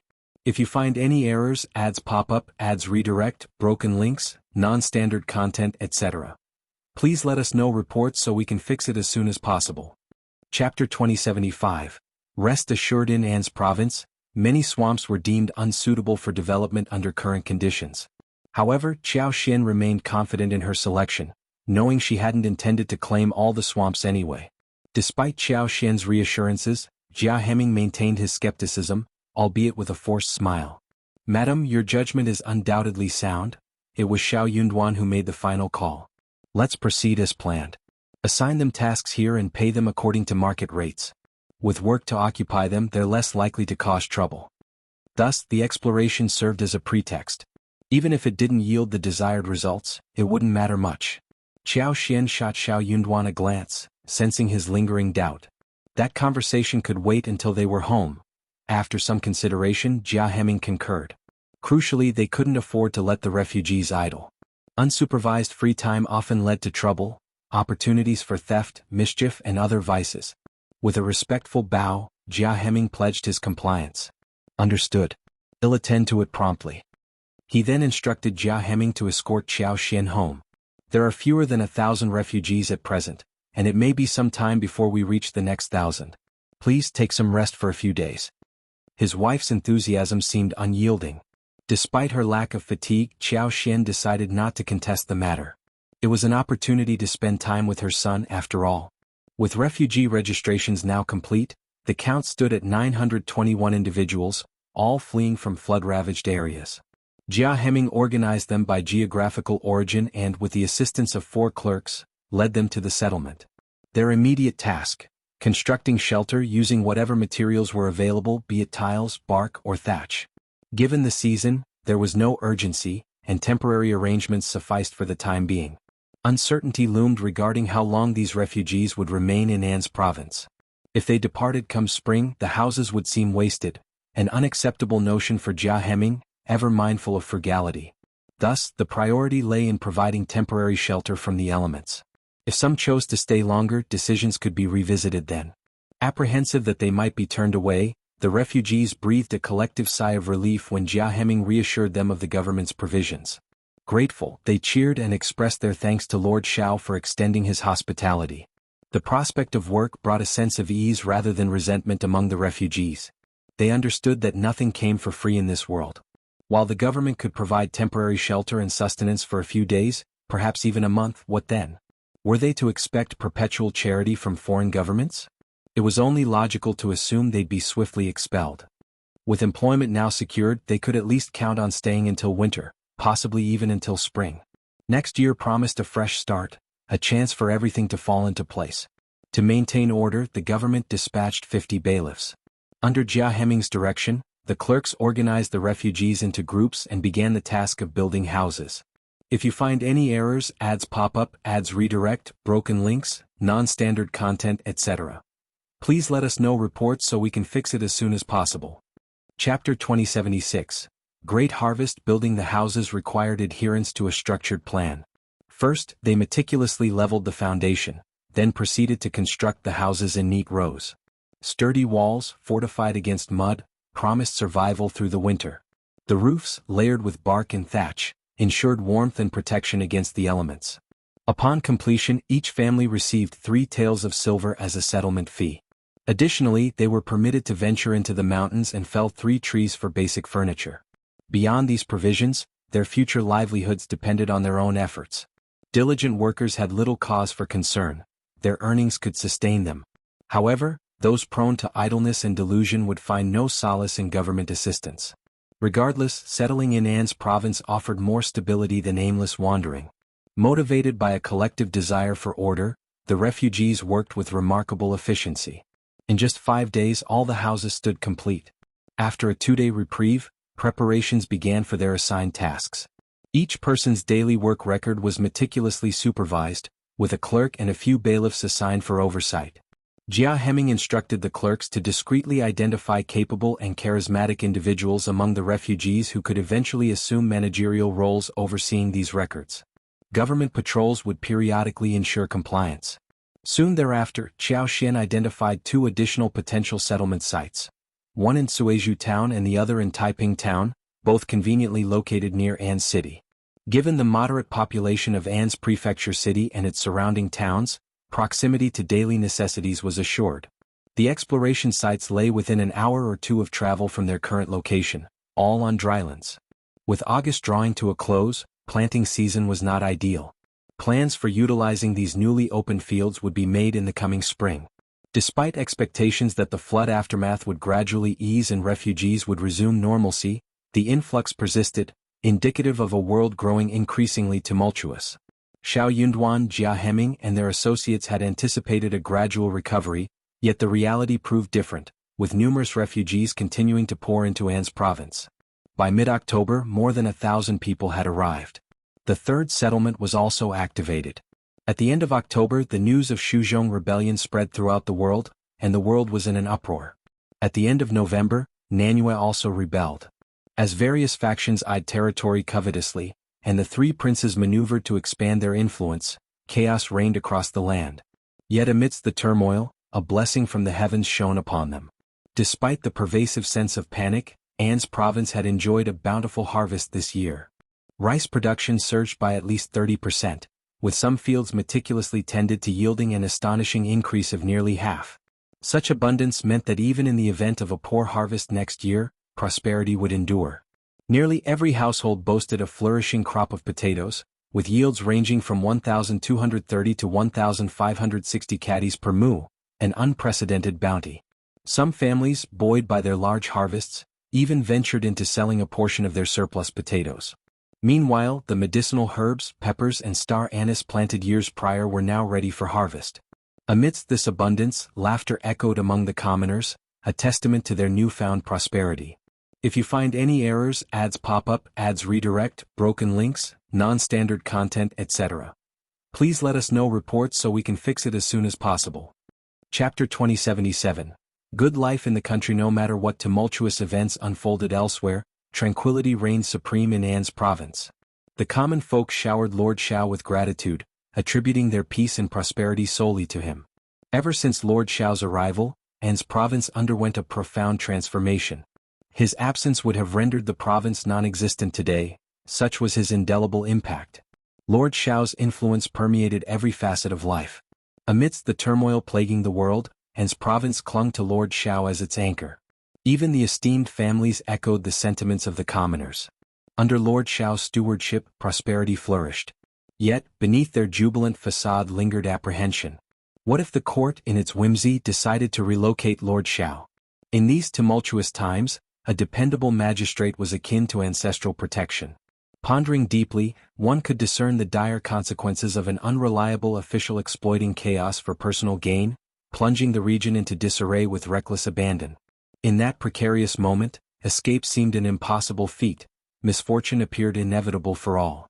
Hence, Lord Zhao's presence was imperative. Such sentiments resonated deeply.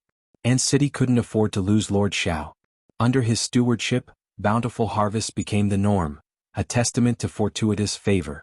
But the looming possibility, what if the court mandated Lord Zhao's transfer? Anxiety gripped every soul. Then a voice, dripping with cynicism, cut through the tense air. Is there even a court anymore? Which court holds sway? Lord Zhao's departure seems implausible. If we, the people, withhold our consent, the court's authority wanes. His words shattered illusions, rousing the populace to reality. Consensus emerged amidst nods of agreement. Indeed. Absolutely, that's the way forward. The imperial court can't disregard our welfare. Why not assert our right to retain Lord Zhao? Should officials dare set foot here, well, simply drive them off. Exactly. However, while voiced intentions to expel them were plenty, true conviction may have faltered. It wasn't prudent to merely chase officials away, preemptive measures seemed wiser. Eliminating potential threats before they breached An's province proved safer. There was no need for bloodshed. Rendering officials incapable of assuming control posed little challenge. With this strategy in mind, An's province's families found solace. The winter this year proved exceptionally harsh. November ushered in biting winds and chilling airs, leaving folks shivering. Over 4,000 refugees had already found sanctuary in An's province by this juncture, with no further influx in sight. The expected had come to pass. No soul wandered the roads at this perilous time. Traveling in such bitter cold meant risking one's life. Furthermore, the three princes and various factions feverishly recruited manpower, with refugees being the prime target. Competition was fierce, leaving little for An's province to contend for. Zhao Yunduan issued a decree to dismantle all makeshift settlements beyond the city walls, reinstating them to their former state. The absence of refugees turned out to be a blessing in disguise. Unlike other regions, Zhao Yunduan refused to treat those who sought refuge with him as mere chattel. He wouldn't subject them to the callous whims of slavery, no arbitrary orders, no casual abuse, no lashes of indifference. Each new arrival found solace in knowing they wouldn't be abandoned to despair. As long as they were willing and able to contribute, they were welcome to make An's province their home. If you find any errors, ads pop up, ads redirect, broken links, non-standard content, etc., please let us know reports so we can fix it as soon as possible. Chapter 2078. Zhao Shu and Taotao are here. However, with this approach, the pressure on An's province also escalated significantly. Merely providing food and clothing initially incurred substantial expenses. Subsequently, each family would receive 3 taels of silver daily for resettlement and employment, which amounted to a considerable sum. Under his administration, An's prefecture city had flourished in recent years, boasting healthy coffers and well-stocked warehouses. However, in the past, accommodating so many refugees would have been untenable. In October, Jia Heming, Zheng Sang, and their compatriots conferred with Zhao Yunduan. Given the tumultuous state of the world, merely safeguarding An's province was insufficient.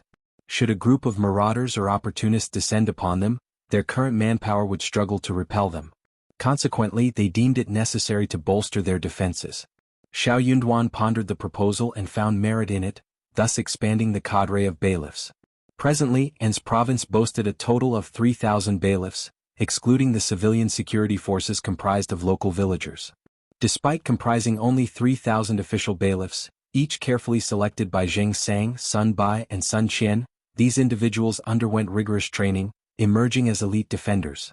Even if An's province were besieged by 20,000 or even 30,000 assailants, These 3,000 would suffice to safeguard the city. However, assembling such an elite force incurred considerable expenses. The funds from the state coffers proved inadequate, prompting Qiao Xian to allocate an additional 200,000 taels of silver. Yet, in the midst of such chaotic times, such expenditures were deemed necessary for self-preservation. Qiao Xian couldn't help but sigh, feeling as though she were living in a surreal world she had never envisioned. In mid-November, to her surprise, Zhao Shu and Taotao arrived. Traditionally accustomed to lavish entourages, Zhao Shu opted for a remarkably modest approach this time. Their procession consisted of no more than 3 carriages and a retinue of no more than 10 servants. Additionally, they enlisted the aid of a select team of over 20 renowned martial escorts for protection. Upon their arrival at An City and encountering Qiao Xian and Xiao Yunduan, Zhao Shu and Taotao visibly relaxed. Their weary appearance caught Qiao Xian and Xiao Yunduan off guard. What happened? Xiao Yunduan inquired, concerned by their uncharacteristic fatigue, especially considering their affluent background. Zhao Shu, holding Taotao close, offered a reassuring smile. It's a long tale. For now, we seek refuge with 5th brother and 5th sister-in-law. Let's rest first and we can discuss everything later. Qiao Xian and Xiao Yunduan's apprehension deepened. Witnessing their worry, Taotao hastened to alleviate it. 5th brother, 5th sister-in-law, please don't be troubled by his vague words. It's nothing serious really. We simply found Jiangnan a bit tumultuous and deemed it wiser to seek sanctuary with you. Qiao Xian's relief was palpable as she responded with a warm smile. You're welcome to stay here. It's secure and you won't face any harassment. Indeed, that was the reality. Zhao Shu nodded in agreement, his smile genuine. Absolutely. Given their weary state, Qiao Xian arranged for their comfort. With a mansion in An's province belonging to Zhao Shu, the servants paid their respects to Qiao Xian and Xiao Yunduan before escorting Zhao Shu and Taotao back to the Zhao family residence. Their stay with Qiao Xian and Xiao Yunduan was expected to last 2 to 3 days. If you find any errors, ads pop up, ads redirect, broken links, non-standard content, etc., please let us know reports so we can fix it as soon as possible. Chapter 2079. Strength is everything. After dinner, Xiao Yunduan instructed the nanny to take Anan to bed, creating a moment of privacy to inquire of Zhao Shu and Taotao. Please, tell me what transpired. Qiao Xian regarded them with evident concern. For them to abandon Jiangnan and seek refuge here for the new year suggested that the situation in Jiangnan was dire, perhaps even worse than they had anticipated. While Xiao Yunduan had been keeping tabs on various regions, his primary concern lay with the capital and Xiangyang, the domain of the second prince. He refrained from probing into affairs elsewhere, acknowledging the volatile nature of the current circumstances. Amidst such chaos, developments could swiftly unfold, rendering even the most meticulous inquiries futile. Their best course of action was to focus on fortifying themselves. Strength was paramount. An's province, secluded and seemingly insignificant in the grand scheme of things, enjoyed a certain degree of insulation from external scrutiny. Xiao Yunduan refrained from delving deeper into inquiries. After all, regardless of the turmoil elsewhere, their affairs were unlikely to directly impact him for the time being. Zhao Shu and Taotao exchanged glances before speaking in turn. Zhao Shu's enterprises predominantly operated in the Jiangnan region. Even if he endeavored to maintain a low profile, the sheer breadth of his business interests made discretion challenging. His expansive holdings, including the 100,000 mu of mulberry fields in Yangzhou and numerous ventures in Hangzhou and Huzhou, invited envy and scrutiny. Despite his efforts to enjoy life discreetly, Zhao Shu's prosperity drew attention, particularly following the devastation of Zhao Mu's holdings at the hands of Qiao Xian. In times of peace and prosperity, Zhao Shu stood as a symbol of success, admired by many. However, amidst the chaos of this world, he found himself a ripe target, akin to a fat sheep awaiting slaughter. Unless his properties enjoyed the protective umbrella of Xiao Yunduan or Qi, they risked becoming easy prey. Yet the catch lay in Jiangnan. Neither Xiao Yunduan nor Qi held sway over Jiangnan. Fortunately, Qiao Xian and Xiao Yunduan had preemptively dispatched a missive, urging them to prepare and safeguard their assets promptly. Belonging to the faction of whatever 5th brother and 5th sister-in-law decree is right, they wasted no time in complying. After cataloging their possessions, they meticulously packed dozens of particularly valuable crates, concealing them in various covert locations. They rationalized their industries, divesting themselves of unprofitable small enterprises, houses and shops, while meticulously organizing the remaining ventures. This task was no small feat, but Zhao Shu's extensive network ensured smooth execution without chaos. As the situation deteriorated, they found solace in heeding the advice of fifth brother and fifth sister-in-law. Without their guidance, timely asset consolidation would have been impossible, leaving them in perpetual anxiety. Hangzhou, Taotao's favored locale, became their sanctuary amidst the chaos. Prudence dictated they remain indoors, avoiding the uncertain dangers outside. However, their sense of security was short-lived. Hangzhou, it turned out, was not as safe as they presumed. The escalating chaos birthed ambitious figures like Prefect Lu. Prefect Lu harbored envy toward neighboring powers like the Intermediates and Nanyue, who had effectively become regional lords amid the turmoil. Without declaring independence, they wielded significant autonomy. Prefect Lu followed suit, amassing private soldiers, replacing officials with loyalists, and seizing control of resource-rich county cities amid the tumult. In essence, he became a potent duke in his own right. If you find any errors, ads pop up, ads redirect, broken links, non-standard content, etc., please let us know reports so we can fix it as soon as possible. Chapter 2080. This is just the beginning. Raising a private army demanded a considerable financial investment. Without funds, all endeavors were futile. The audacity of the Hangzhou prefect, launching preemptive strikes and encroaching on neighboring territories, stemmed from his perceived strength.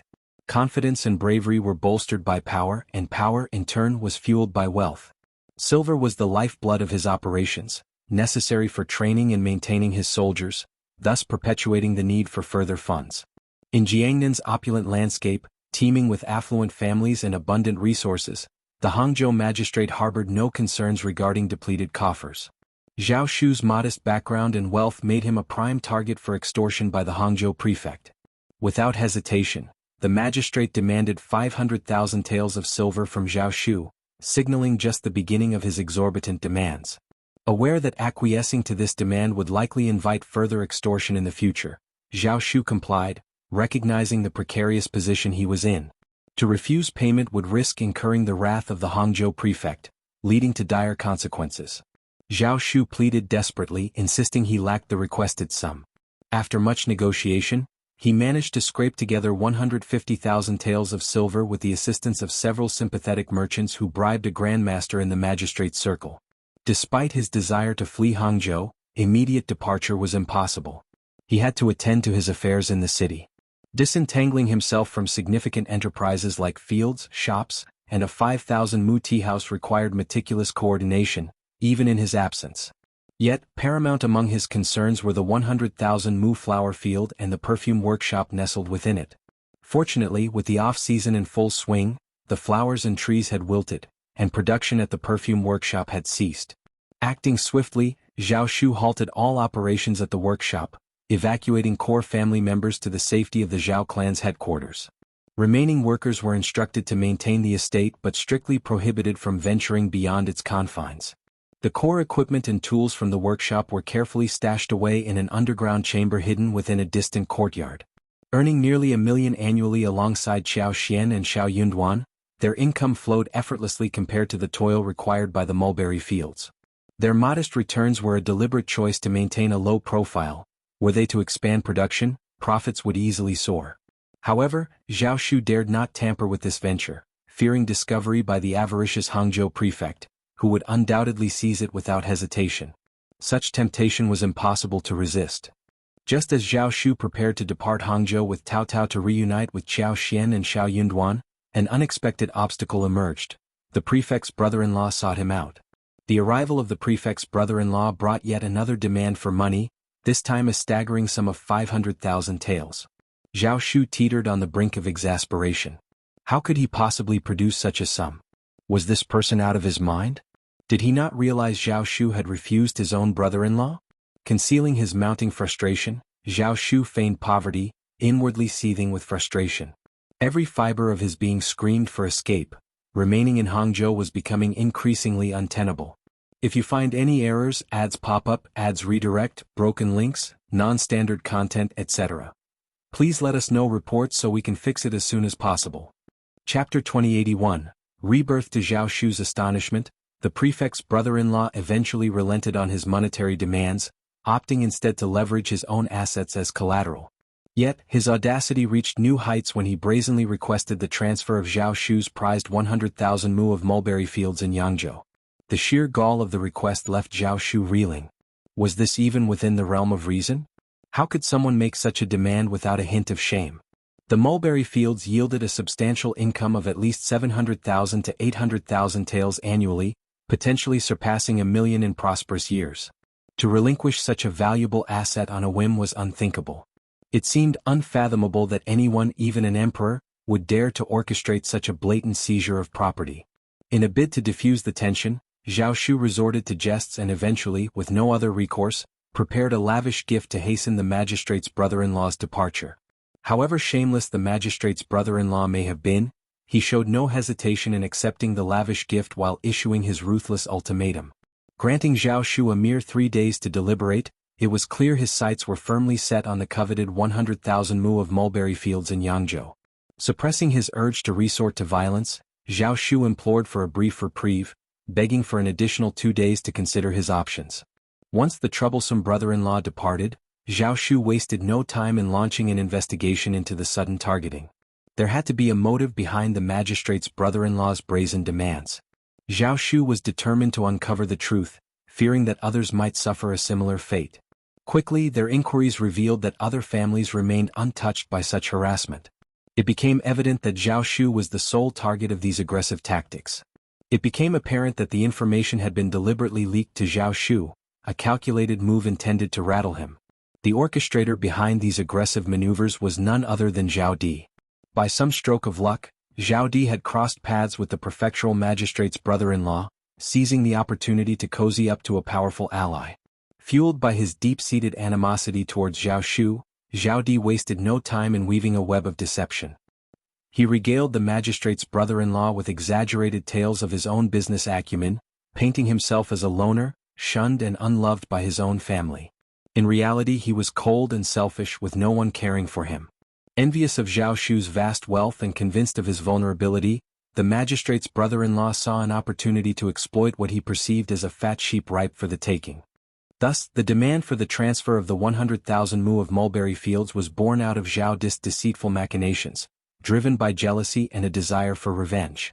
Zhao Di may not have been privy to the full extent of Zhao Shu's business empire, but he knew that the 100,000 mu of mulberry fields held significant value to him.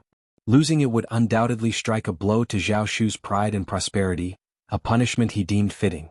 However, this demand for the mulberry fields was just the tip of the iceberg. The prefect's brother-in-law, driven by greed and emboldened by his initial success, showed no signs of backing down. Zhao Shu could practically taste the bitterness of his impending misfortune. Furious upon learning of Zhao Di's betrayal, Zhao Shu refrained from taking drastic measures against the brothers. Their familial ties posed a risk to his reputation if news of their demise were to spread.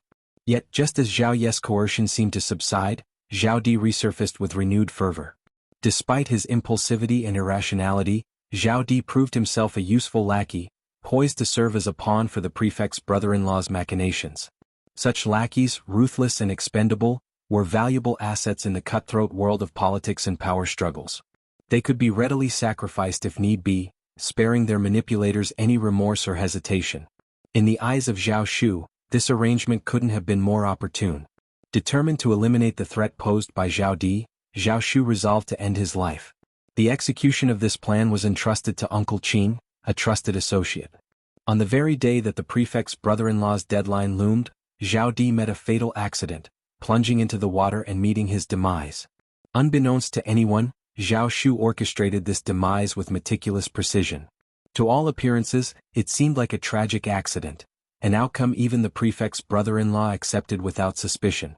Thus, Zhao Shu successfully removed the obstacle in his path, ensuring his own safety while evading any suspicion of foul play. If you find any errors, ads pop up, ads redirect, broken links, non-standard content, etc., please let us know reports so we can fix it as soon as possible. Chapter 2082.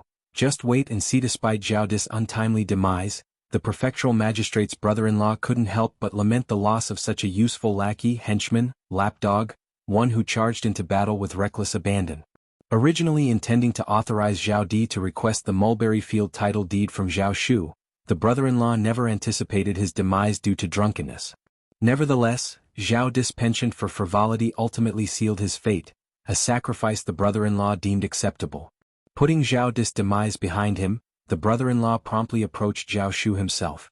Politely declining the request, Zhao Shu cited the ancestral significance of the mulberry fields, claiming it as the inheritance of his maternal grandparents, a gift he couldn't simply relinquish without dishonoring their memory. Furthermore, the magnitude of the request was egregious, far beyond the bounds of propriety. In a thinly veiled rebuke, Zhao Shu offered a token of apology in the form of antiques worth 50,000 taels of silver, a gesture meant to placate the brother-in-law's ire. Infuriated by Zhao Shu's refusal and his perceived arrogance, the brother-in-law departed with a sneer, vowing retribution as he left with the meager offering. Fortunately, Uncle Qing's shrewd bribery of the Grandmaster beside the magistrate averted a potential disaster. The Grandmaster wisely cautioned against such actions, highlighting the potential repercussions of publicizing Zhao Shu's retribution. Such an event could trigger widespread panic among the affluent families, leading them to safeguard their assets and seek refuge, which would not bode well for Lord's interests. Upon realizing the gravity of the situation, the prefectural magistrate of Hangzhou acquiesced, feigning ignorance to preserve appearances and allowing his brother-in-law free rein. Despite his compliance, the brother-in-law nursed a grudge against the Grandmaster, convinced that the latter harbored animosity towards him and deliberately impeded his ambitions. Despite Zhao Shu's reputation as the wealthiest man in Jiangnan, the prefect's brother-in-law saw the demand for the 100,000 mu of mulberry fields as a trivial matter, unworthy of the fuss stirred by that troublemaker. Determined to vindicate himself and demonstrate his authority, the brother-in-law resolved to pursue the matter further, convinced that his actions would not yield any adverse consequences. However, upon reflection, he acknowledged the rashness of his previous approach. Adopting a more calculated strategy this time, he dispatched his trusted aides to engage Zhao Shu in discussions tinged with threats. This time, the brother-in-law's demands were tempered. He sought only 30,000 mu of the mulberry fields and the accompanying title deed. Zhao Shu bristled at the brother-in-law's stipulation of secrecy, coupled with the demand for the profits from the 30,000 acres annually. It was a veneer of generosity, masking a predatory intent that left Zhao Shu seething with anger. To him, the concession of non-interference was no gift at all, it was an insult. Unbeknownst to Zhao Shu, the brother-in-law harbored far-reaching ambitions. His demand for 30,000 acres was just the beginning of a calculated scheme to gradually devour Zhao Shu's holdings. Once he obtained the initial parcel, his demands would only escalate. 30,000 acres today, 20,000 tomorrow, and 10,000 the day after. Each concession granted by Zhao Shu would only embolden the brother-in-law to press for more. Ultimately, the entirety of the coveted 100,000 mu of mulberry fields would fall into his grasp. Furthermore, when the opportune moment arrived, the brother-in-law planned to publicly proclaim that Zhao Shu had lost the mulberry fields to him in a wager, a narrative that would undermine Zhao Shu's reputation and cement the brother-in-law's control over the prized asset. If you find any errors, ads pop up, ads redirect, broken links, non-standard content, etc., please let us know reports so we can fix it as soon as possible. Chapter 2083, Find Fifth Brother and Fifth Sister-in-Law. During those times, Zhao Shu faced ridicule and pity, branded a wastrel, yet emerged unscathed each time. Zhao Shu indulged in life's pleasures, embodying the image of a spendthrift young master. Despite his youth, his business empire eclipsed those of seasoned veterans, stoking envy both overt and covert. Should the prefect's brother-in-law make such an accusation, most would readily accept it.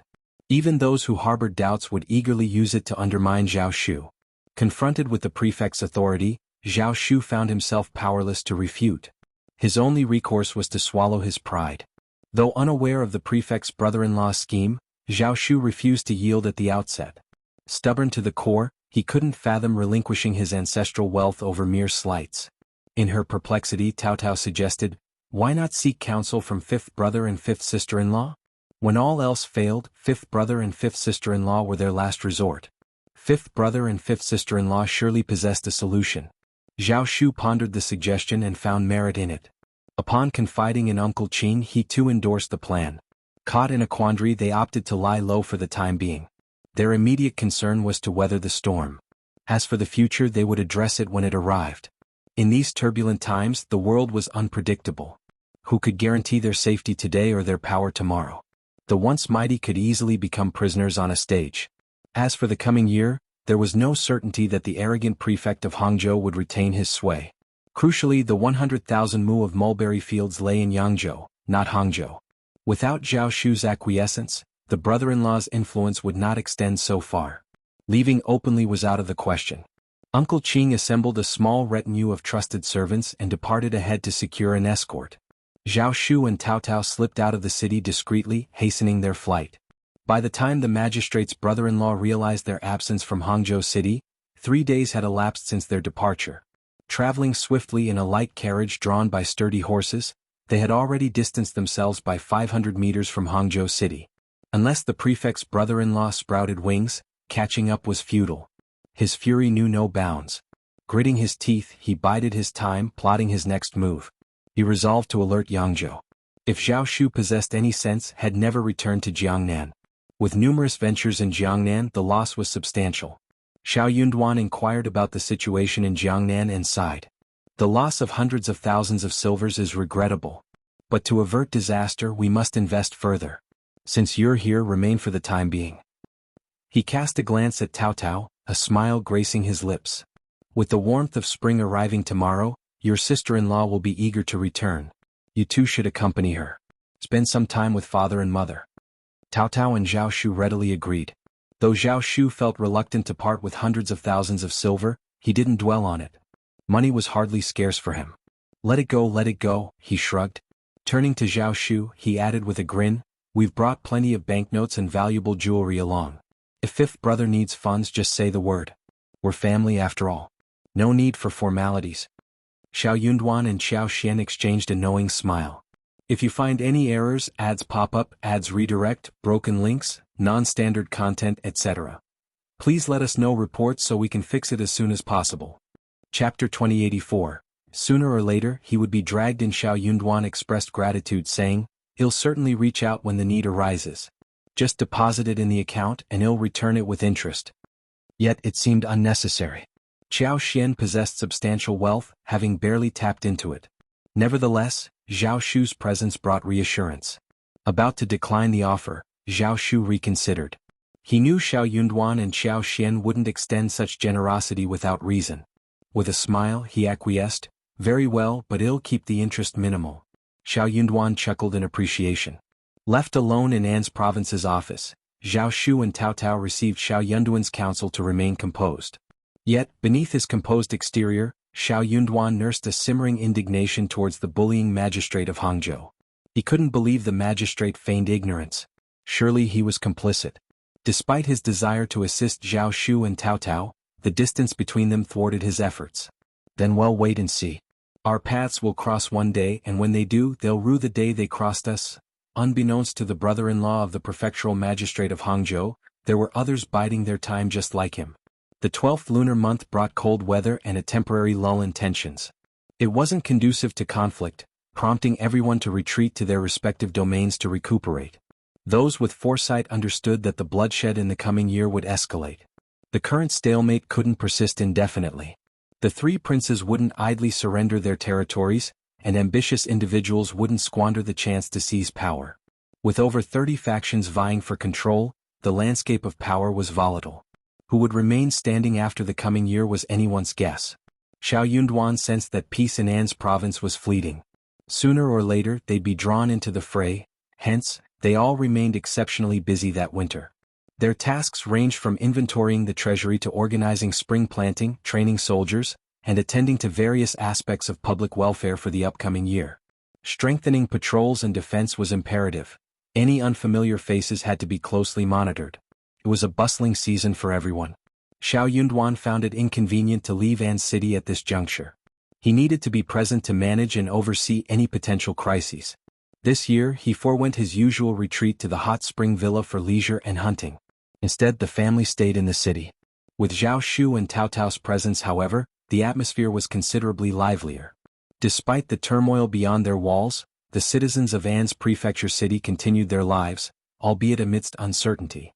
After the 15th day of the new year, following a gathering convened by Xiao Yunduan, Jia Heming embarked on a series of visits to the refugee settlement, laying out their options plainly. With each passing day the weather grew warmer. Within a month, anyone desiring to return to their hometown could do so. For those opting to depart, An's province wouldn't impede their journey.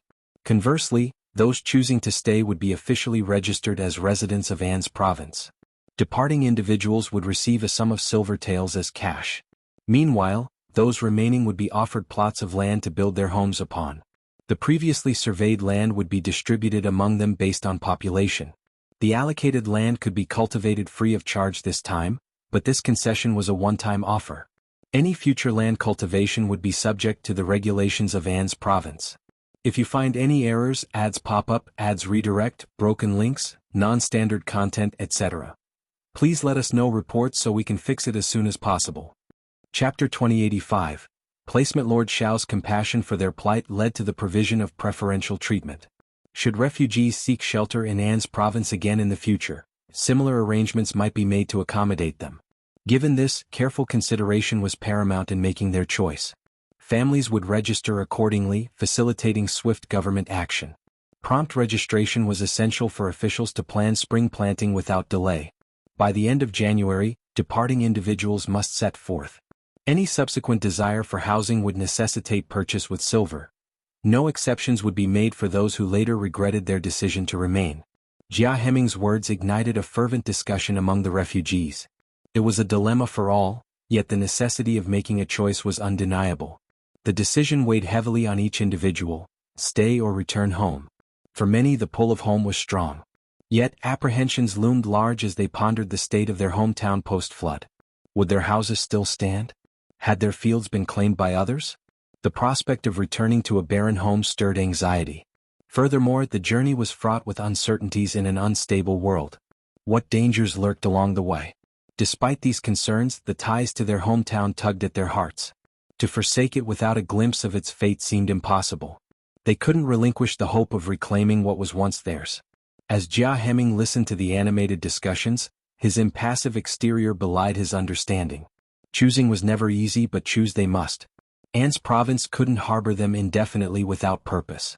They could either leave or become residents of An's province. Once they became local residents, it would be easier to manage them. Secondly, they would have to fulfill their obligations. Hijacking gave them 5 days. In 5 days they had to come to a conclusion. Any hint of indecision would be interpreted as opting to leave, silently endorsing the decision. Once made, the choice was irrevocable, an irreversible commitment. Thus, caution was paramount.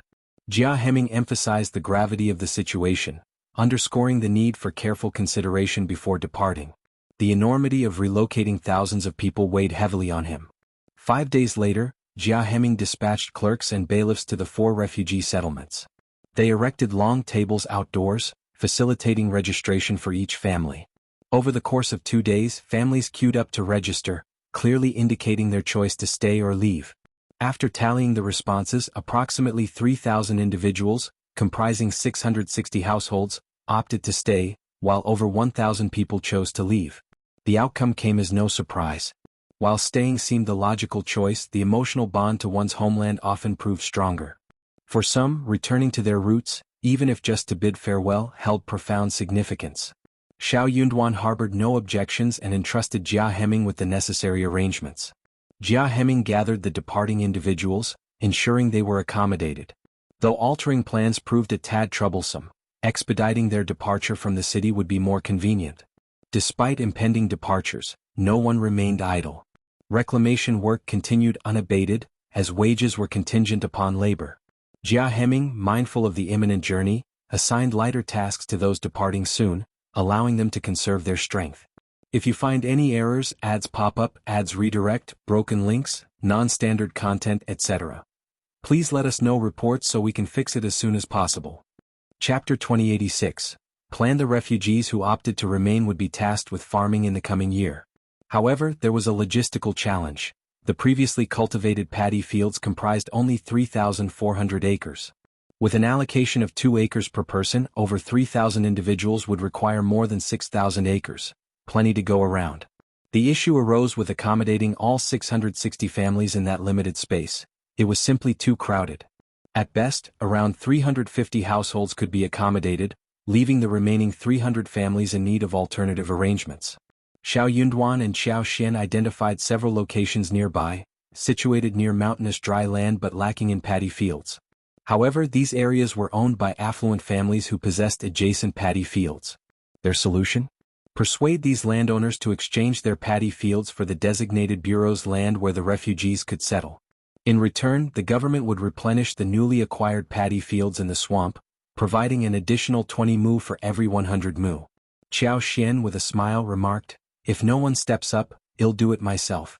Were it not for the fear of being accused of taking advantage, we wouldn't need anyone else." One of the selected locations happened to be near the farm where Qiao Xian had taken over the Fan family's land. To her, it was a straightforward swap. What harm could come from it? Qiao Xian was confident in the quality of the paddy fields cultivated in that swamp. They were certainly on par with those elsewhere. However, she understood that others might not share her perspective. Xiao Yunduan echoed her sentiment with a smile. "If you want it, take it. I don't mind, and neither should you." Any murmurs behind their backs mattered little to him. With a secure position in An's province and his wife's invaluable support, their success spoke for itself. Those who never lent a hand had no grounds for complaint. What surprised Xiao Yunduan, however, was the response. His words held weight in An's province. The following day, 3 families promptly visited the government office, offering to exchange their paddy fields. With Lord Xiao's endorsement, support for the exchange was unanimous. After all, it was a simple swap. What objections could arise? Lord Xiao's magnanimity and integrity were commendable, earning him widespread admiration. Seeing the agreement sealed, Xiao Yunduan nodded in approval. The terms were set. Each family would receive allocations based on their population, 2 mu of paddy fields and 2 mu of dry land. The swamp contained only reclaimed paddy fields, while nearby forests remained untouched. Residents were permitted to reclaim 3 mu of land each, with the option to purchase additional plots if desired. Despite the large influx of refugees, the reclaimed paddy fields and dryland mountains were abundant. Even after distribution according to population, plenty remained unclaimed. With all the fields now under government ownership and leased to Qiao Xian for cultivation, the prospect of future refugee settlements necessitated the optimal utilization of these resources. Wasting them was out of the question. They had to be fully utilized. While the paddy fields traditionally grew rice, Qiao Xian devised plans to diversify the crops. In addition to rice, she intended to plant various annual crops such as potatoes, corn, soybeans, peanuts, taros, and common herbs. This ensured that even if more refugees arrived in the future, the land would be readily available for immediate replanting the following year. With over 660 families now engaged in farming, seed distribution became paramount. Fortunately, An's province had achieved self-sufficiency in rice seeds, eliminating the need for external purchases. If you find any errors, ads pop up, ads redirect, broken links, non-standard content, etc., please let us know reports so we can fix it as soon as possible. Chapter 2087. Everyone's blessing. Each year, a designated individual would meticulously select the plumpest grains from the harvest to be preserved as seeds, ensuring an ample supply for future planting. To err on the side of caution, they would stockpile even more seeds than necessary. Qiao Xian, accompanied by Xiao Yunduan, inspected the crops once more before utilizing her extraordinary abilities to bolster the seed's viability, ensuring a bountiful yield. Each family would be entrusted with their own seed preservation, with Qiao Xian even imparting the knowledge of making potato noodles to many households. Capitalizing on this skill, some entrepreneurial individuals established potato noodle workshops, catering to those unwilling to prepare the dish themselves, a venture that proved quite lucrative. Encouraged to plant potatoes, new residents received seeds from Qiao Xian at a nominal price of 1 copper coin per caddy. Each family could purchase up to 20 caddies, essentially obtaining the seeds almost free of charge. As they immersed themselves in various preparations, time flowed by like a swift river. By the first month of the lunar calendar, Jia Heming wasted no time. He promptly instructed the refugees who had chosen to return to their hometowns to depart from An's province. In addition to the silver, each departing family received 20 steamed buns as provisions. Despite having spent the previous days preparing for their departure, the refugees bound for their hometowns felt an intensified longing as their departure approached. Their yearning for home was palpable, genuine, and deeply felt. Yet, as the moment of departure loomed, many couldn't suppress a pang of regret. They felt a profound reluctance to bid farewell, their eyes welling with tears and throats constricting with emotion. These individuals had endured unimaginable hardships, fleeing from catastrophe, enduring hunger, cold, ridicule, and disdain as they wandered aimlessly. Their tales of suffering could fill 3 days and 3 nights. It was only An's province that offered them refuge from the storm, providing a haven of peace amidst their darkest days. Lord Xiao's benevolence knew no bounds. He had gone above and beyond for everyone's sake. Such kindness was unparalleled. No other lord would have shown them such compassion. Overwhelmed with gratitude, someone led the departing refugees to the government office, where they knelt and kowtowed, tears streaming down their faces as they expressed heartfelt thanks to Lord Xiao. In a poignant display of unity, everyone present joined in, kneeling and kowtowing, their collective cries of gratitude echoing in the air. Witnessing this scene, Jia Heming and his colleagues couldn't help but be moved to tears. They silently acknowledged that Lord Xiao belonged to everyone. His benevolence was a shared blessing. Within a day, all the refugees had departed An's province, embarking on their journey homeward in familiar groups, filled with renewed hope. The news struck a chord with Xiao Yunduan, stirring emotions within him. His actions stemmed solely from the inherent kindness of being human. He felt undeserving of such praise. As the weather gradually warmed and Chunyu passed, farmers busied themselves with planting beans, melons and tending to seedlings. Every day was filled with hope and meticulous care, as the year's harvest relied on these diligent efforts. By mid-February the farmland had been meticulously arranged, leaving Songshi, Lu Fu and others to tend to the remaining plots. Qiao Xian planned to return home with Anan, Zhao Shu and Taotao, while also assessing the situation in Yuzhang. Adopting a low-key demeanor, they disguised themselves as ordinary businessmen, accompanied by Yi and other intermediates serving as their attendants. If you find any errors, ads pop up, ads redirect, broken links, non-standard content, etc., please let us know reports so we can fix it as soon as possible. Chapter 2088. Returning home with over 40 individuals, even in the face of formidable adversaries, none dared to attempt robbery. Furthermore, An's province and Yuzhang were regarded as bastions of safety. Though not devoid of bandit interest, the forests of An's prefecture were seen as feng shui treasure troves for them. Yet, Xiao Yunduan swiftly dealt with any who encroached, extending his vigilance to the vicinity of An's province. He refused to tolerate any threats lingering near its borders. Thus, tranquility reigned supreme in the region. Qiao Xian and companions traversed homeward without a shadow of concern. Upon reaching Yuzhang Province City, little seemed amiss. Evidently, the prefectural magistrate proved adept at safeguarding this territory.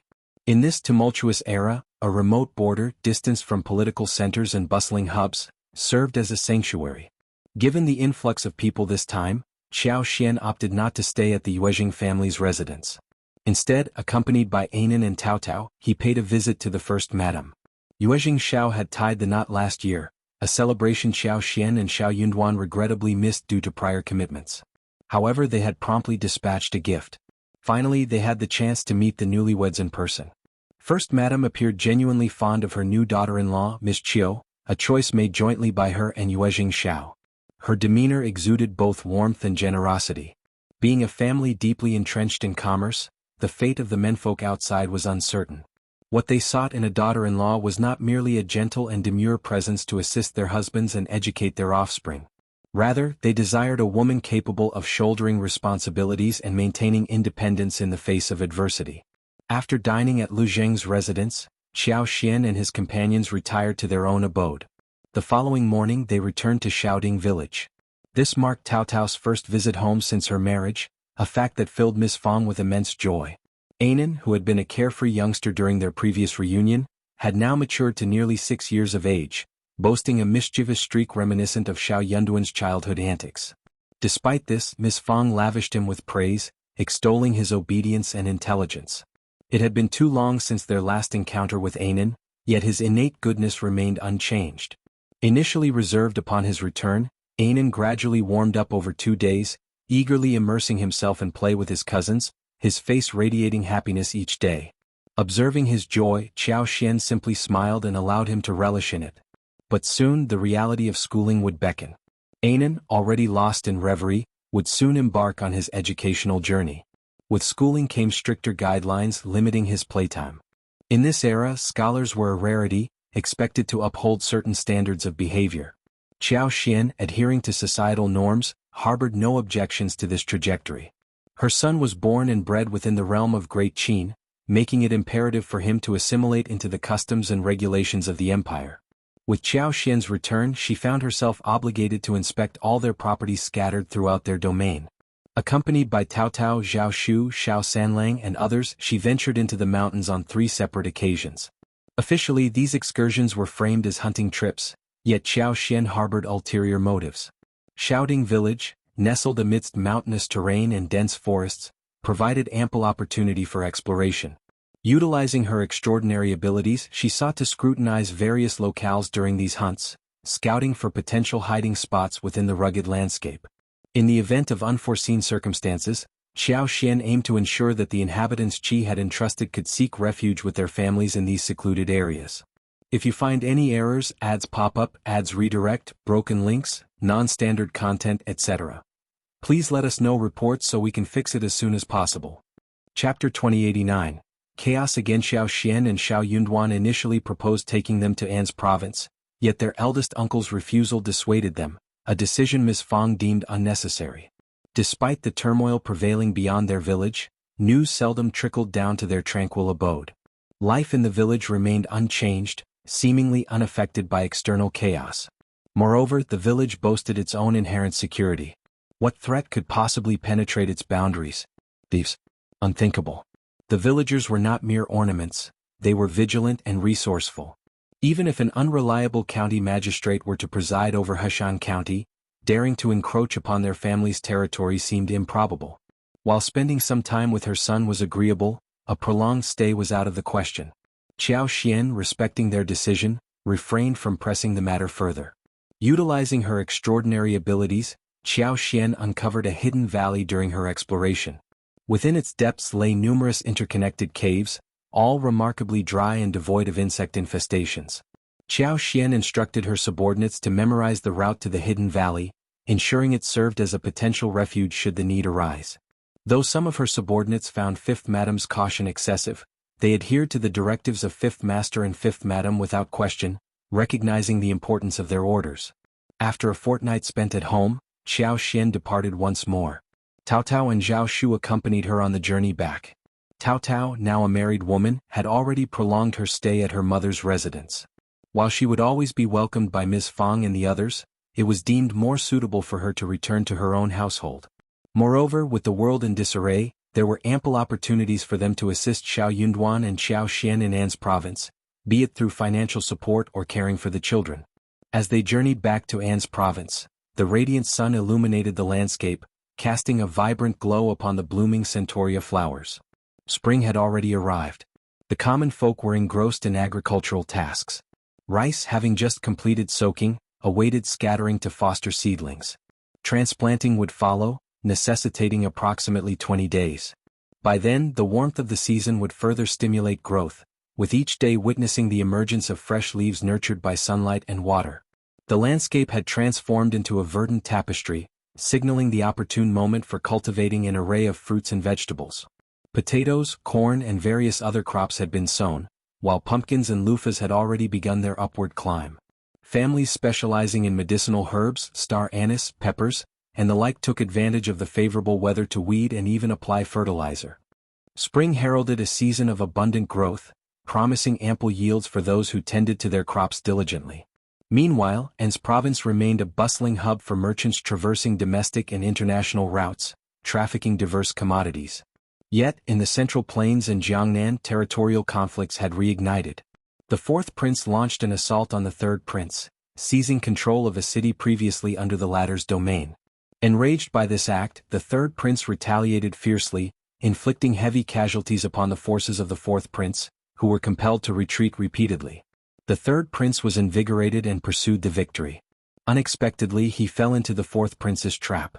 In a bid to strike at the heart of the third prince's stronghold, the fourth prince dispatched a fresh contingent of troops straight to Jinan City.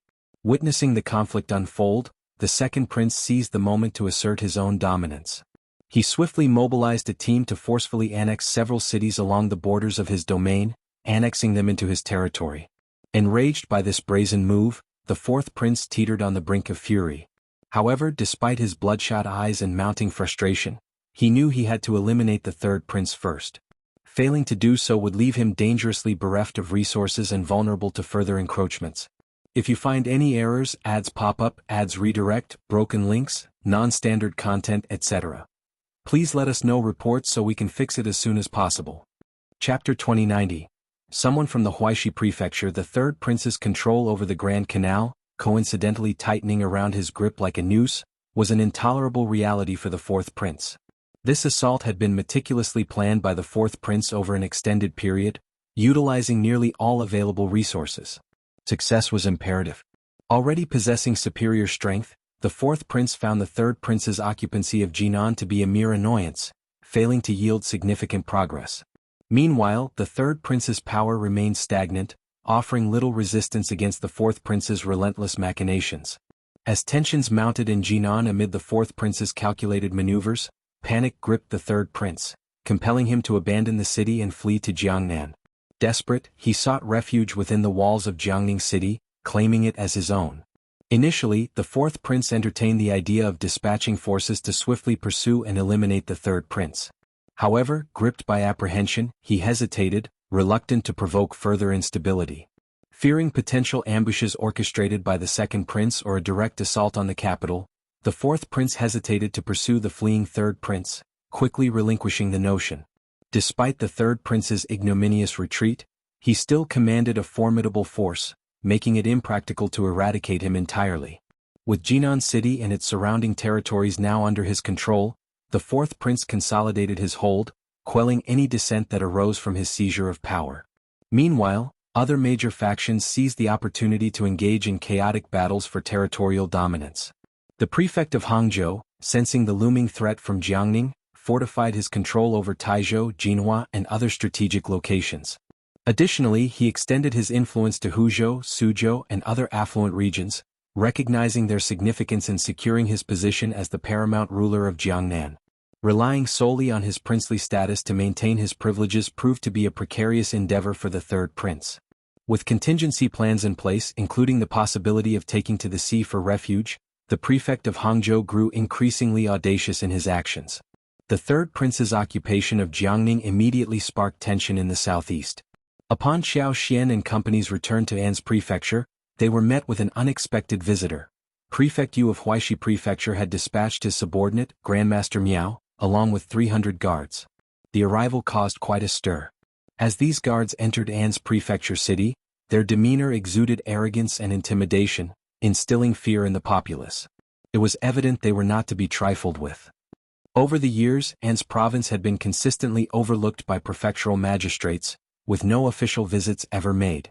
For the first time in over a decade, a stir of novelty rippled through the usually placid atmosphere of An's prefecture. Naturally, it attracted attention. The streets swarmed with curious onlookers, both commoners and members of prominent families alike, drawn by the spectacle. Yet, beneath the surface, a subtle disdain simmered among the common folk. They muttered disapprovingly, voicing their discontent with the sudden intrusion of these outsiders. On one hand, there was their palpable arrogance. On the other hand, after years of neglect from the prefect, their sudden appearance seemed suspicious. Why now, when they had Lord Zhao to look after their interests? An undercurrent of worry threaded through their murmurs. Were these newcomers here to displace Lord Zhao and install someone else as prefect? If you find any errors, ads pop up, ads redirect, broken links, non-standard content, etc., please let us know reports so we can fix it as soon as possible. Chapter 2091. A stone caused 1,000 waves. These words echoed like a stone dropped into a tranquil pond, sending ripples of apprehension through the gathered crowd. Speculation ran rampant. Why else would higher-ups make such an unexpected appearance? Instantly, fervor ignited among the people, their emotions reaching a boiling point. No. We won't accept another prefect. Lord Zhao is who we want. Yes, it's thanks to Lord Zhao that An's province has prospered. Why transfer him now? If An's province loses Lord Zhao, who knows what will become of us? We won't allow Lord Zhao to leave. We refuse to accept it. Absolutely. If the prefect insists otherwise, well, petition at the magistrate's office. An's province cannot afford to lose Lord Zhao, especially not now. The clamor grew louder, as if Xiao Yunduan were being forcibly removed from his post. At the entrance of the state office, Xiao Yunduan stood resolute, accompanied by Jia Hemming, his clerks, officers and constables, prepared to greet Grandmaster Miao. As the two parties met, they exchanged pleasantries with utmost courtesy. Ah, so you're Lord Zhao. I must admit I didn't expect someone so young. Truly a testament to the potential of the younger generation, remarked Grandmaster Miao with a hearty chuckle. You're too kind, Grandmaster Miao, replied Xiao Yunduan, humility coloring his tone. Anin stood just a street away from the state government office in An's province. Once a decrepit establishment, neglected due to its lack of utility and the Yamen's financial constraints, it had undergone a transformation 2 years prior. Under Xiao Yunduan's directive, renovations had been undertaken, furnishing it with all the necessary amenities befitting a state office. Grandmaster Miao and his entourage were promptly accommodated at the inn, although its bustling atmosphere hinted at its crowded quarters. In a secluded enclave like An's province, visits from outsiders occurred only once every few years. Even then, the number of officials or travelers passing through was minimal. As a result, the inn was not particularly spacious. It consisted of 2 courtyards in the front and back, along with a small east and west courtyard, totaling just over 20 rooms. Upon their arrival, Grandmaster Miao and his attendants commandeered the entire east courtyard. However, even with this allocation, the remaining 300 guards still lacked accommodation. By the time they settled in, the day had already waned. After exchanging pleasantries, Hijacking escorted Grandmaster Miao and his party to the inn before bidding them farewell. Later that evening, a minor hiccup arose when the government office approached Grandmaster Miao, expressing dissatisfaction with the simplicity of the accommodations. They requested to be relocated to a larger inn. Seeking guidance, Hijacking sought out Xiao Yunduan for instructions. As Xiao Yunduan's confidant, there was no need for Hijacking to conceal his sentiments in front of him. With a hint of disdain, he voiced his grievances. Those constables are insufferable. Despite their origins in the prefectural city, I am still a governor, not a servant to their family. How dare they behave so rudely? And that's not all. They have the audacity to complain, accusing us of neglect. But can they really blame us? They arrived unannounced and didn't bother to offer any courtesies beforehand. Moreover, their sudden influx of numbers was entirely unreasonable. It's clear they haven't conducted themselves properly, yet they have the nerve to cast blame on us. They're incessantly nitpicking, making demands for grand accommodations, bustling surroundings and lavish feasts. In short, their requests are endless. My lord, I fear their intentions may not be pure. I'm concerned, they might stir up trouble. Firstly, it could be a power play, attempting to assert dominance or gain the upper hand. Secondly, it might be a test. If you find any errors, ads pop up, ads redirect, broken links, non-standard content, etc. Please let us know reports so we can fix it as soon as possible. Chapter 2092. Definitely up to no good. Xiao Yunduan's sneer betrayed his skepticism toward Grandmaster Miao's intentions. It was clear to him that they had not arrived with goodwill in mind. Grandmaster Miao's scrutinizing gaze seemed to acknowledge this fact, as if she harbored no desire to conceal her true motives from him. Given the brazen rudeness displayed by the bailiffs, it was evident that Grandmaster Miao's actions bore tacit approval from Prefect Lu. Although Grandmaster Miao ostensibly represented Prefect Lu, Xiao Yunduan had never crossed paths with the prefect.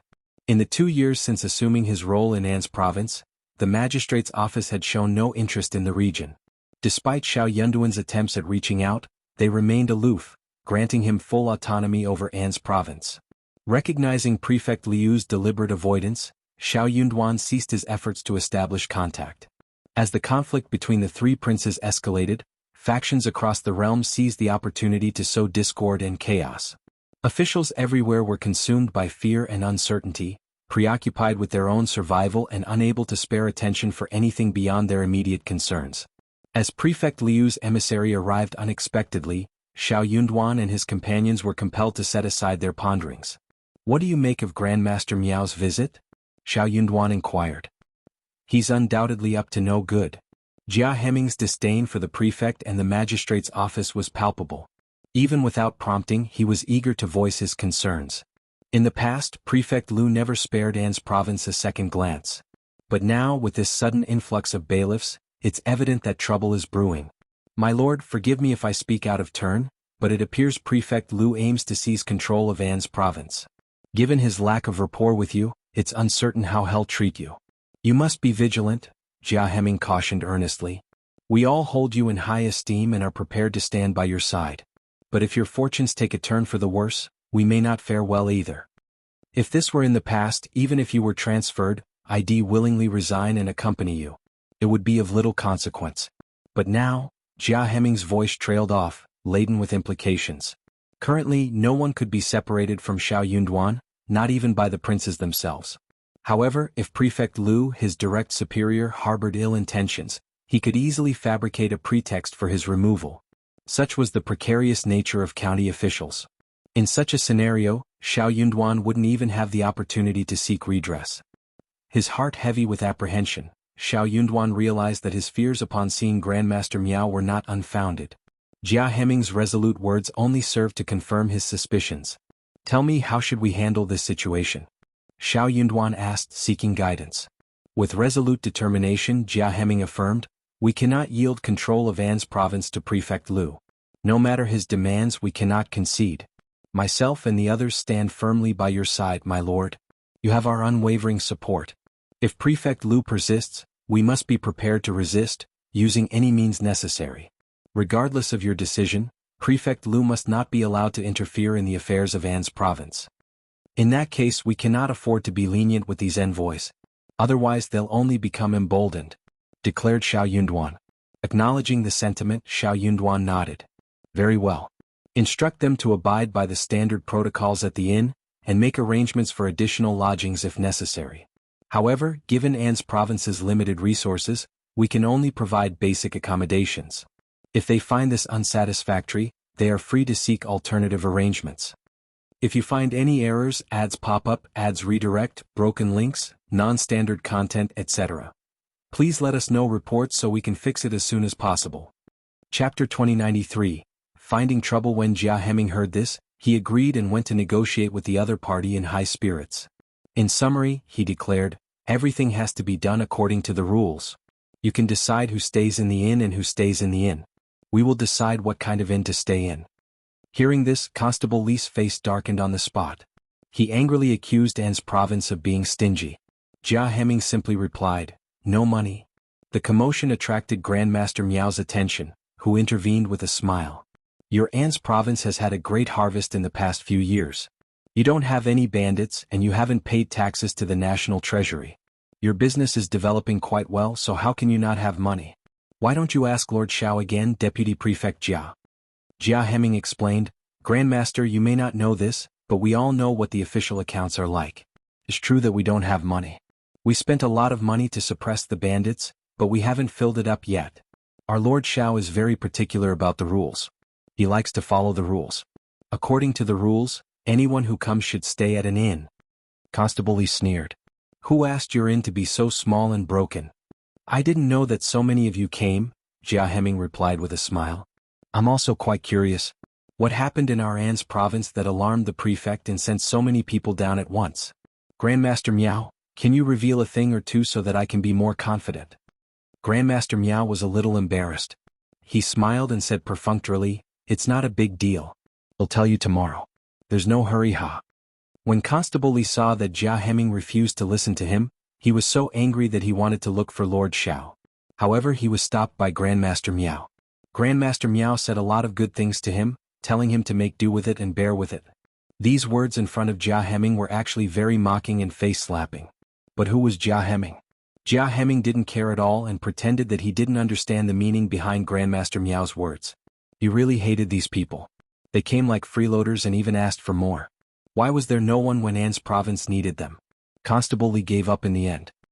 He glared at Jia Hemming and accepted his arrangement with a dark expression. In the evening, Xiao Yunduan held a banquet for Grandmaster Miao and Constable Li. He invited Jia Hemming, some secretaries Hang Xingshan, and Zheng Sang to accompany him.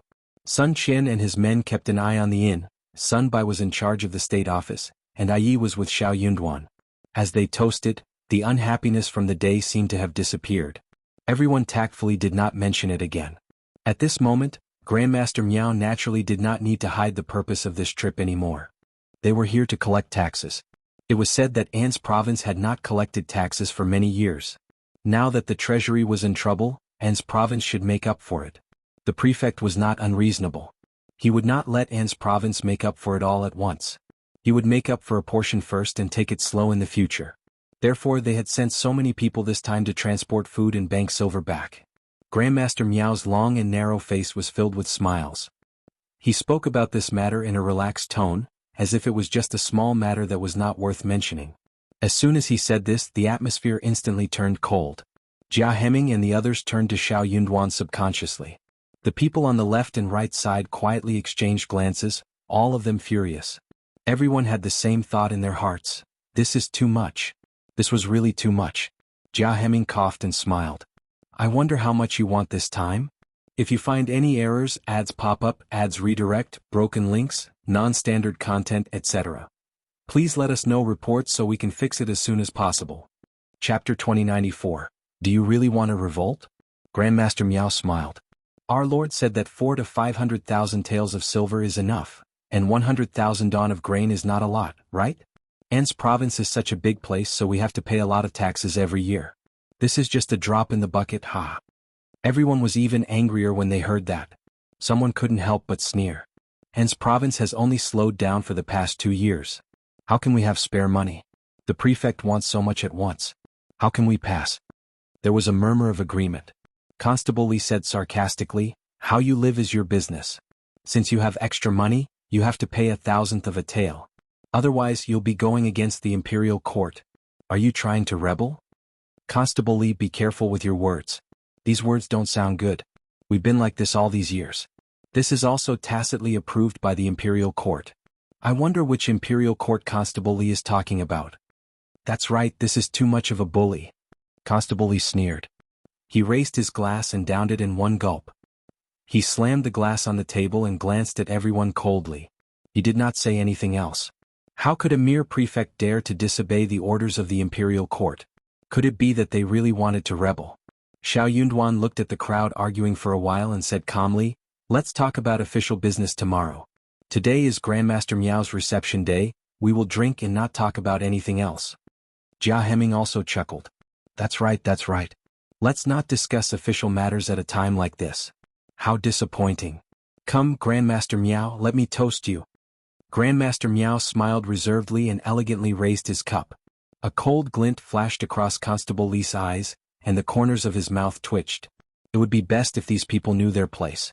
But from the next day onwards, neither Grandmaster Miao nor Constable Li could see Xiao Yunduan. Xiao Yunduan was very busy, so he did not meet with them at all.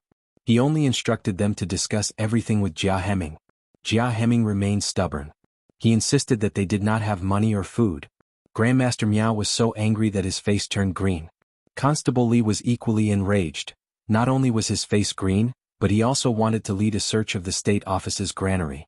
Hijacking sneered. The granary was heavily guarded. Did Constable Li truly believe he could investigate it just because he wanted to? Zheng Sang and Wu Guan were not to be trifled with.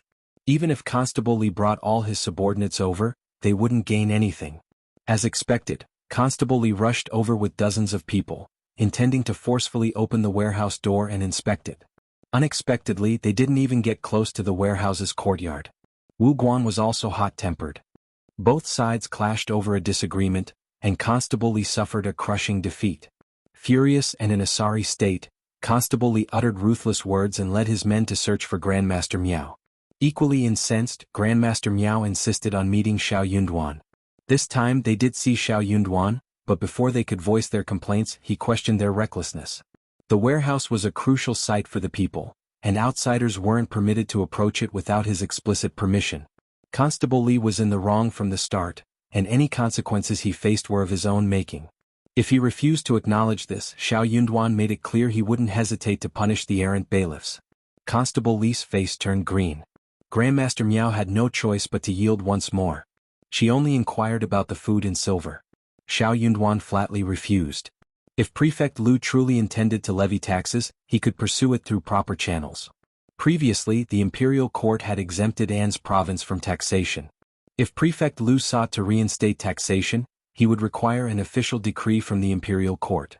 If you find any errors, ads pop up, ads redirect, broken links, non-standard content, etc. Please let us know reports so we can fix it as soon as possible. Chapter 2095. Parting on bad terms. As long as the imperial court issued a decree, An's province would comply without question. Otherwise, it would be out of the question.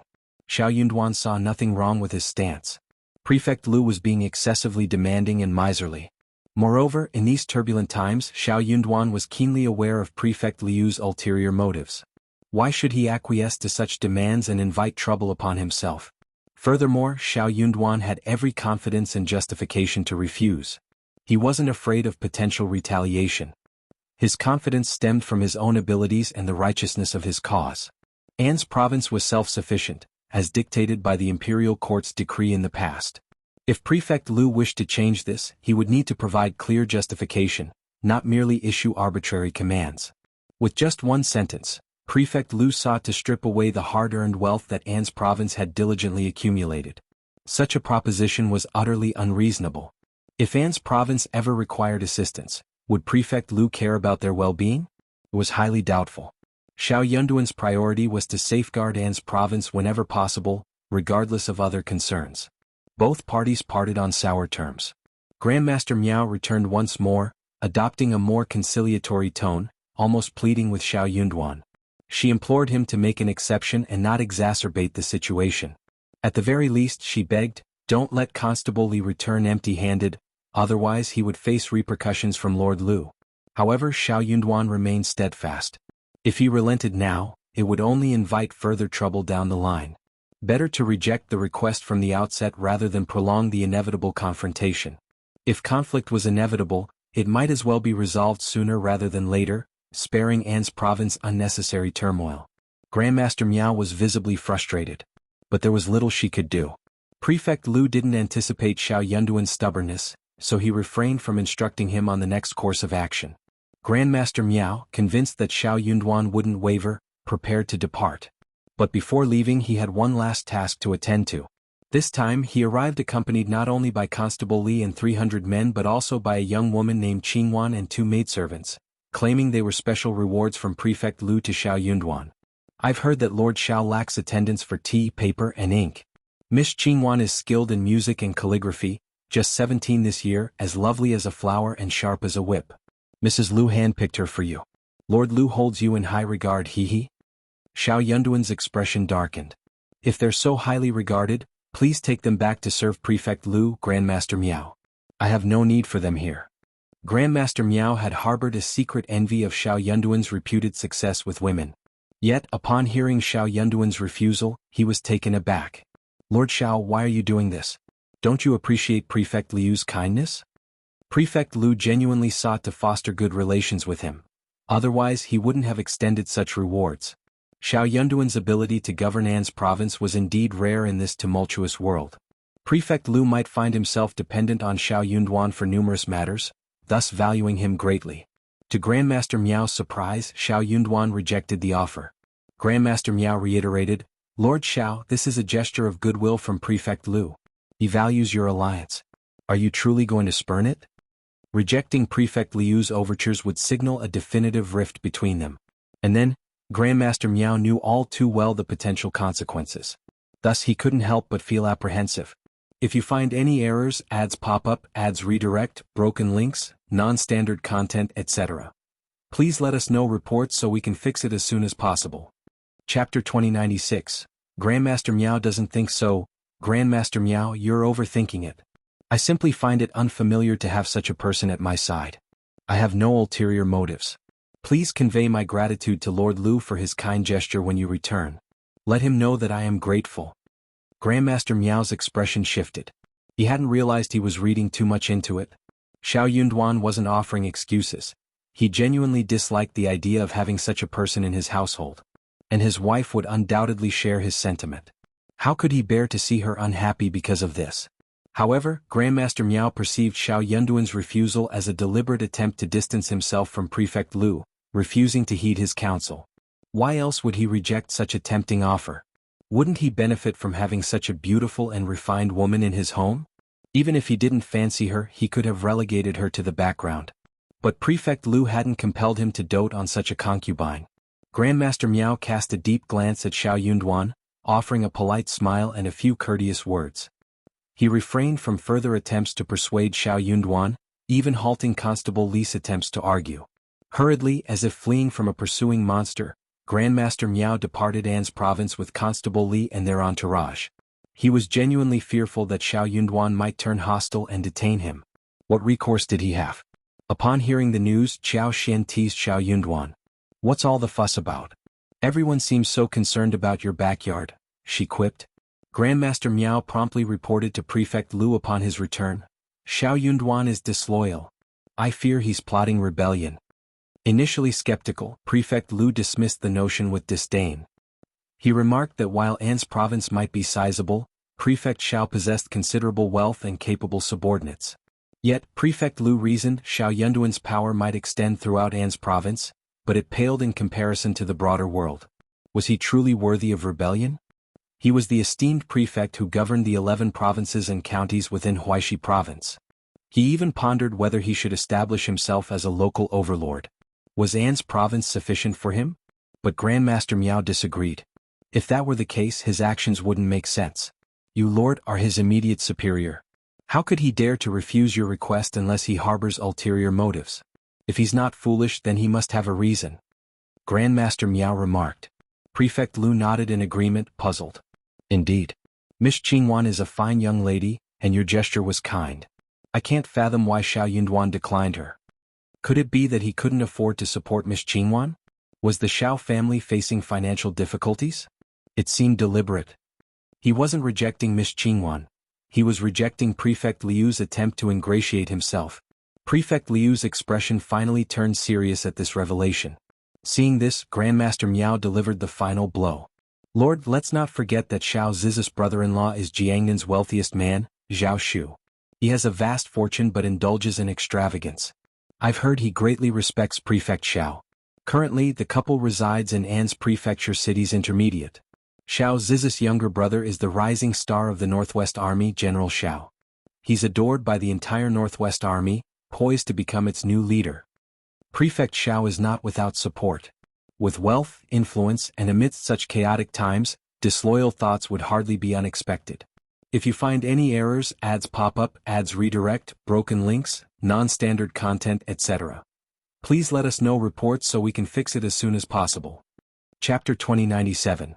Prefect Lu wants to kill. In that case, it wasn't surprising that Xiao Yunduan didn't take his superior seriously. Lord, it's time to decide how to handle this situation, Grandmaster Miao urged. Prefect Lu furrowed his brow deeply, remaining silent for a prolonged moment. It would be disingenuous to claim he wasn't enticed by the allure of the various factions proclaiming themselves as princes, kings, and monarchs. Yet he remained undecided.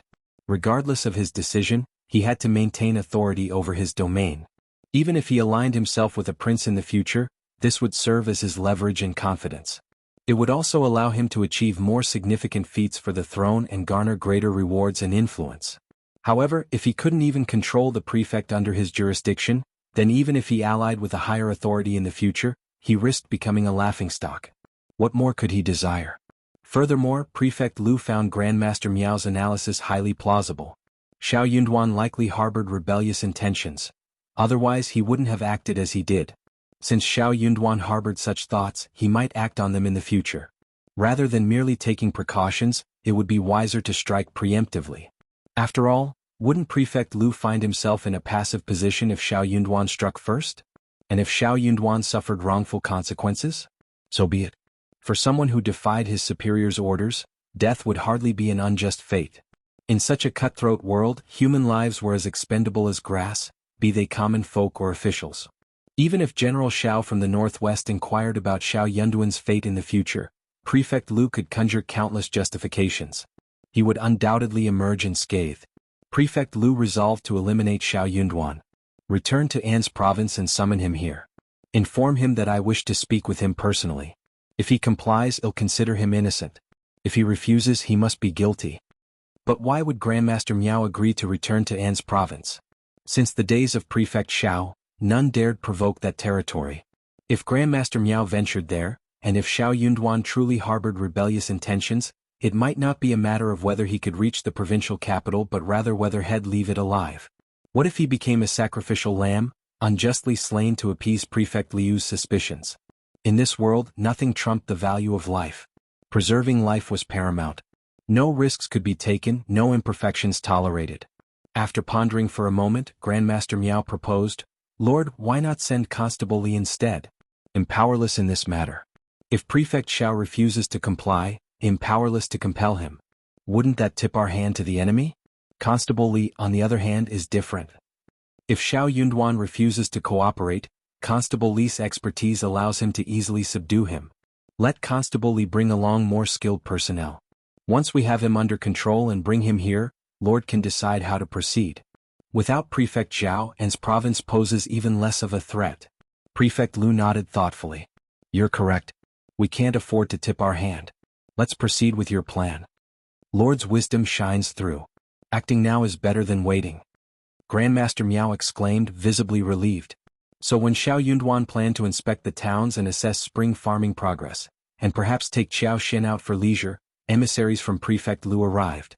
This time, the residents of An's province were already aware of the situation and had made preparations beforehand. However, no one dared to let their guard down. From the last encounter, it was evident that Constable Li was not one to engage in amicable discourse. His reappearance signaled trouble once more. Constable Li arrived at the doorstep accompanied by 300 bailiffs, persisting in his demand for money and provisions.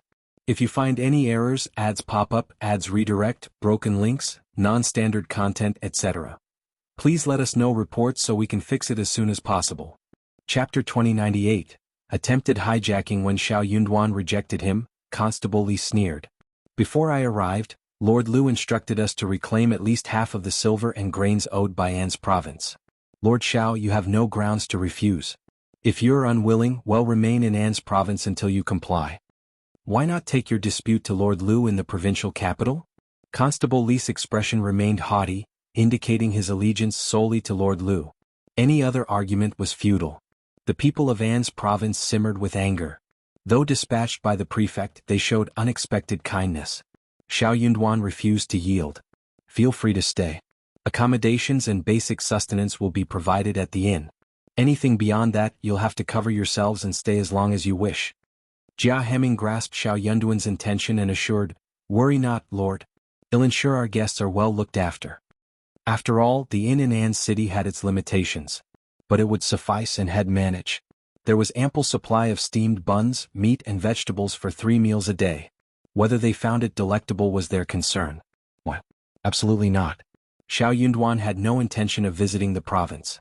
In this tumultuous era, Grandmaster Miao wasn't the sole practitioner of caution and self-preservation. Prefect Liu's demeanor was so abrasive and irrational that even if Xiao Yunduan attempted to reason with him, it would likely be futile. Thus he saw no reason to engage. Constable Li seethed with anger, on the verge of erupting. Yet he hesitated to act rashly. He had learned his lesson from their last encounter. The constables of An's prefecture matched his skills, and the bailiffs were formidable opponents. Engaging in conflict would yield no advantage, even with a force of 300 at his disposal. Reluctantly, Constable Li and his entourage took up residence in the inn. Jiaheming's hospitality irked them, but they dared not voice their discontent. After 2 days, Constable Li found staying any longer untenable. With no alternative, he sought out Xiao Yunduan once more. Meeting with no success, he appealed to Xiao Yunduan to escort them out of the city. Lord Xiao, by escorting us out, you demonstrate goodwill towards the prefect. Constable Li insinuated that saving face was mutually beneficial. If Xiao Yunduan extended this courtesy, it would reflect positively on the prefect. Failure to do so would damage the prefect's reputation among other county magistrates. At that juncture, deteriorating relations between the prefect and Lord seemed inevitable. The Lord undoubtedly wished to avoid such a scenario. He harbored no fear, yet Constable Li's presence in An's city with 300 men was undesirable. Since the constable expressed willingness to depart, providing him with a means to do so seemed prudent. After pondering briefly, Xiao Yunduan acquiesced. Swift resolution was paramount. Unexpectedly, Constable Li instigated a confrontation outside the city gates, attempting to forcibly remove Xiao Yunduan. Had he not underestimated Yi, who stood by Xiao Yunduan, he might have succeeded. Yi swiftly countered Constable Li's sudden assault. As Constable Li's 300 men joined the fray, Xiao Yunduan managed to evade and regroup. In mere moments, Xiao Yunduan rallied guards to his defense. The 50 men tasked with his escort appeared unyielding in the face of adversity. If you find any errors, ads pop up, ads redirect, broken links, non-standard content, etc., please let us know reports so we can fix it as soon as possible. Chapter 2099. He miscalculated. Hijacking and the other secretaries trembled with fear, huddling close to Xiao Yunduan. 6 guards formed a protective circle around them, brandishing their swords. Chaos erupted at the city gate. Constable Li inwardly cursed his misjudgment. He had underestimated the situation. Believing the warehouse guards to be An's province's elite force sent by Prefect Xiao, he had been sorely mistaken. His ignorance of the province proved costly. Regret gnawed at him, but it was too late. The commotion drew the attention of the city gate guards and the patrol team, sending Constable Li into a panic. Aya's fist landed forcefully on his face, sending him crashing to the ground. Before he could rise, a gleaming blade pressed against his throat. Screams, clashes of metal and thuds of bodies hitting the ground echoed. None of the bailiffs accompanying Constable Li survived. They were either slain or captured. An's Prefecture city's denizens bristled with cold fury. Their audacity knew no bounds. The attempt to abduct Lord Xiao, the esteemed prefect, by the constables of the magistrate's office warranted dire consequences. They were ready to mete out justice swiftly and mercilessly. It was a deeply humiliating moment. "Lord, you're injured." Hijacking sudden cry startled everyone. They turned to see Xiao Yunduan's left sleeve stained with blood, his hand clutching the wound. "Are you all right, my lord? Do you need assistance? Quickly fetch a doctor." Yes, hurry." Xiao Yunduan had managed to conceal his injury amidst the chaos. All eyes were fixed on the skirmish, oblivious to his plight. Yet a wave of pain surged through him. Beads of sweat formed on his brow, his complexion paling. He waved off their concerns with a determined voice. "It's nothing but a scratch. Fear not, my friends. I shall return home. Deputy Prefect Zhao, I entrust this matter to you." "Of course, my lord. You can count on me." As Xiao Yunduan retreated into the city, Yi and his men trailed behind. Hijacking gaze swept over the captives, settling on Constable Li, bound and helpless. Constable Li seethed with shame and resentment under Hijacking hostile stare. Regret gnawed at him. He shouldn't have lost his temper. Raising his head defiantly, he locked eyes with Hijacking. If Lord Xiao had obeyed the prefect's orders and gone to the provincial city, none of this would have happened. He defied the prefect's authority, not me. The fault lies with him. Hijacking sneer morphed into a stern scold. "Silence him and take him away. Stubbornness won't serve you well. There are numerous ways to discipline you." Even if Prefect Lu held authority, Lord Xiao was an official of the imperial court.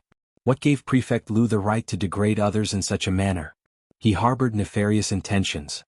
Upon Xiao Yunduan's return to the eastern yard of the state office, Xiao Xian sprang into action, swiftly ordering water, clean clothes and medicinal ointment. Thankfully the doctor arrived promptly, examining Xiao Yunduan's wound. He assured that it wasn't poisoned and hadn't affected bones or muscles. With ointment application and 2 days of rest and medication, the inflammation would subside, and the wound would heal. If you find any errors, ads pop up, ads redirect, broken links, non-standard content, etc., please let us know reports so we can fix it as soon as possible. Chapter 2100. Deeply stimulated. This time he had to be cautious with his arm for the time being, refraining from strenuous activity. The wound, though lengthy and deep, necessitated a day or two of recuperation. Xiao Xian expressed her gratitude to the doctor and instructed Qingyan to see him off. She then tasked Kaiwei with preparing the medicine and personally tended to Xiao Yunduan's wound. Gazing at the injury, her heart twinged with both relief and apprehension. Thankfully his injuries weren't grave. Had his bones been affected, it would have been a lesser evil. But what if his entire arm had been crippled? What if the sword had struck his chest? Xiao Xian, typically unfazed by the tumultuous era and world changes, was deeply stirred this time.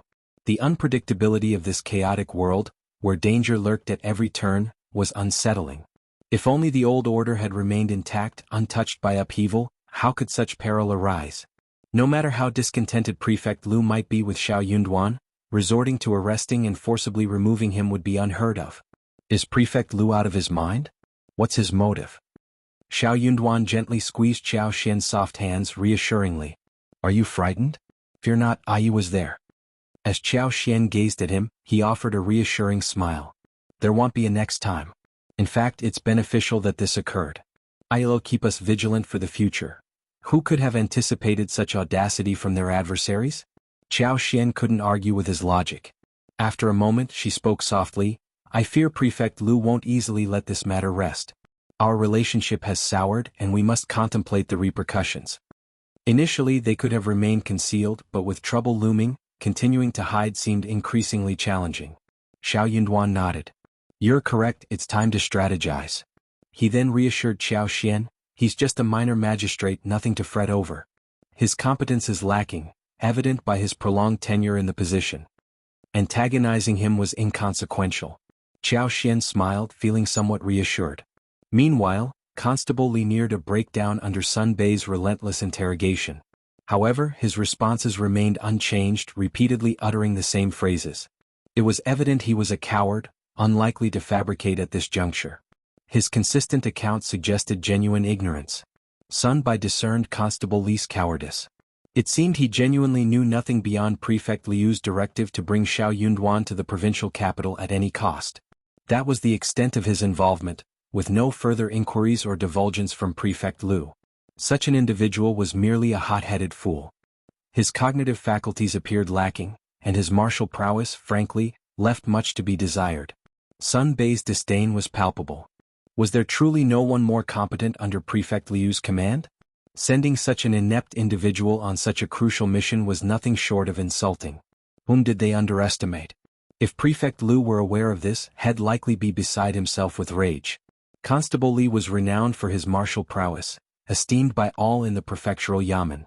His flawless execution of duties earned him admiration and respect. Little did he know, An's province harbored a wealth of hidden talent. Any one of these constables could easily ascend to the rank of general. How could his subordinates hope to compare? If you find any errors, ads pop up, ads redirect, broken links, non-standard content, etc., please let us know reports so we can fix it as soon as possible. Chapter 2101. Deceived Sun Bei approached Xiao Yunduan, his expression laced with disdain. Xiao Yunduan trusted Sun Bei's assessment, making Constable Li's presence unnecessary. Drafting a letter, Xiao Yunduan instructed Sun Bei to deliver it to Prefect Liu. The letter adopted a composed and conciliatory tone. It acknowledged An's province's lack of resources and preparation, expressing sincere regret for the inconvenience caused. Xiao Yunduan proposed that An's province commence tax payments from the current year, adhering to regulations during the upcoming autumn harvest. While seeking to buy time, Xiao Yunduan also conveyed An's province's desire to maintain amicable relations with the prefect. Xiao Yunduan directed Qin Yan to transcribe the letter, which he then sealed and handed to Constable Li, signaling his release along with his remaining soldiers. Xiao Yunduan anticipated that Prefect Liu would grasp the implicit message in the letter, thereby averting further troubles for An's province in the current year. That sufficed. Why permit others to snore beside them? None of the three princes were inclined to safeguard their half-crippled empire, they would assuredly persist in their conflicts. Perhaps by the year's end the world state would become apparent. Xiao Yunduan harbored no fondness for any of them and had no intention of serving them. When the dust settled, regardless of who emerged victorious, he would relinquish An's province and retire. For now, his sole aspiration was to ensure the welfare of those under his governance. He had invested his heart and soul into this land, developing a deep attachment. Abandoning them at this juncture was inconceivable. Moreover, in this tumultuous era, he required a sanctuary to safeguard himself. Xiao Yunduan had predicted everything, but he did not predict the hearts of the people. Constable Li had faithfully served Prefect Liu for numerous years, basking in the admiration and respect of his peers. Yet this time he suffered a humiliating defeat before a throng of subordinates. His pride and dignity lay shattered. Despite maintaining a facade of composure on the journey back, he sensed the mocking and contempt from his subordinates beneath the surface. The shame was unbearable. He harbored an intense resentment toward Xiao Yunduan and An's province. In times past he would have been powerless to act. But in this chaotic era, he felt emboldened to pursue any course of action. An's province must capitulate. Only then could he reclaim his lost honor. Regardless of the contents of Xiao Yunduan's letter, Constable Li had no intention of delivering it to Prefect Liu. En route, he employed both persuasion and coercion to rally the remaining 240-odd bailiffs to his cause. Upon meeting with Prefect Liu, he concocted a narrative, fabricating a tale of Lord Xiao preemptively attacking and resulting in the loss of dozens of comrades before their escape from An's province. Despite Constable Li's apologies, Prefect Liu's heart grew cold once more. Constable Li's account aligned with Grandmaster Miao's, solidifying Prefect Liu's conviction that Xiao Yunduan and Prefect Xiao were indeed rebelling. Exasperated, Prefect Lu refrained from acting impulsively. It wasn't due to lack of desire but rather fear. With a sizable following under his command, he needed to preserve his strength, his confidence and leverage. Losing them would be catastrophic. Constable Li's revelation about powerful individuals in An's province added to his apprehension. If you find any errors, ads pop up, ads redirect, broken links, non-standard content, etc. Please let us know reports so we can fix it as soon as possible. Chapter 2102. Imagination engaging them directly might not yield victory. Logically, it seemed implausible for a provincial governor to command such formidable forces. This anomaly raised suspicions. These individuals displayed remarkable ferocity, reminiscent of bandits of yore. It was conceivable they were remnants of the mountain marauders of old. If true, then An's prefecture's Lord Prefect was culpable. Perhaps he harbored ambitious designs long before. His restlessness might have manifested even while he resided in the capital. Upon reflection, his elevation to primus and favor with the crown prince initially seemed inexplicable. Why would such a figure be transferred from the capital? Moreover, his willingness to relocate to a decrepit locale shunned by others? No ordinary individual would volunteer for such a post, let alone a seemingly feeble primus. Unless he harbored ulterior motives. Furthermore, upon arrival he immediately commenced bandit eradication, a daunting task. Without guile or clandestine means, how could a scholarly figure with limited military resources dare such an endeavor? Yet dare he did. Not only did he dare, but he also succeeded. Upon reflection, it became uncertain whether the mountain bandits had truly been exterminated or if they had clandestinely infiltrated the ranks, assuming roles as government bailiffs and constables. Prefect Lu extensively deliberated and dissected the matter with Grandmaster Miao. The more they scrutinized, the more convinced they became of the truth. It was as though the fog had lifted and clarity prevailed. Had Xiao Yunduan been privy to their musings, he would have found them laughable. Magistrate Lu proved himself a fool. Why aspire to be a protector when one could be a legend? Prefect Liu's newfound understanding ignited a blaze of anger within him, coupled with an undercurrent of fear. He seethed with indignation, yet hesitated to provoke them recklessly. What exacerbated his fury was the prospect of losing face in the eyes of other county magistrates. Prefect Lu loathed Xiao Yunduan. At this juncture, the second prince relocated the capital city from Xiangyang to Wuchang, initiating a fresh campaign to expand his dominion and bolster his strength. Witnessing this, the fourth prince refused to be outdone and embarked on his own expansion. Meanwhile, the third prince, holding sway over Jinling, sensed impending danger and felt compelled to take action. As the second prince's faction clashed with the fourth prince's forces in the Central Plains, they extended their influence southward. A promising young general from the Sun family spearheaded the southern campaign, leading his troops down the Yangtze River and swiftly subjugating several mid-sized cities en route to Huaixi province. Prefect Lu quivered with trepidation, as though confronting a formidable adversary. His grandiose aspirations faded into insignificance. What right had he to vie for supremacy so eagerly? In this moment, thoughts of ruling the world evaporated. Survival became his paramount concern. Upon witnessing the formidable appearance of the Sun family's army, Prefect Lu was starkly reminded of the vast disparity between their capabilities. How could the prowess of a prince from the Tian family compare to that of an ordinary local official? With little deliberation, Prefect Lu opted to surrender to old General Sun's biological son, General Sun Pu, a cousin of the second prince. He respectfully welcomed General Sun Pu into the city. Thus, Huaixi province fell under the jurisdiction of the second prince. Sun Pu received the news with gratification, unsurprised by Prefect Liu's capitulation. Such was the natural order of things. The emperor, the true scion of the true dragon, commanded an invincible army. Wherever he marched, submission followed. It was the only rightful course of action. How could those two traitors hope to rival the emperor?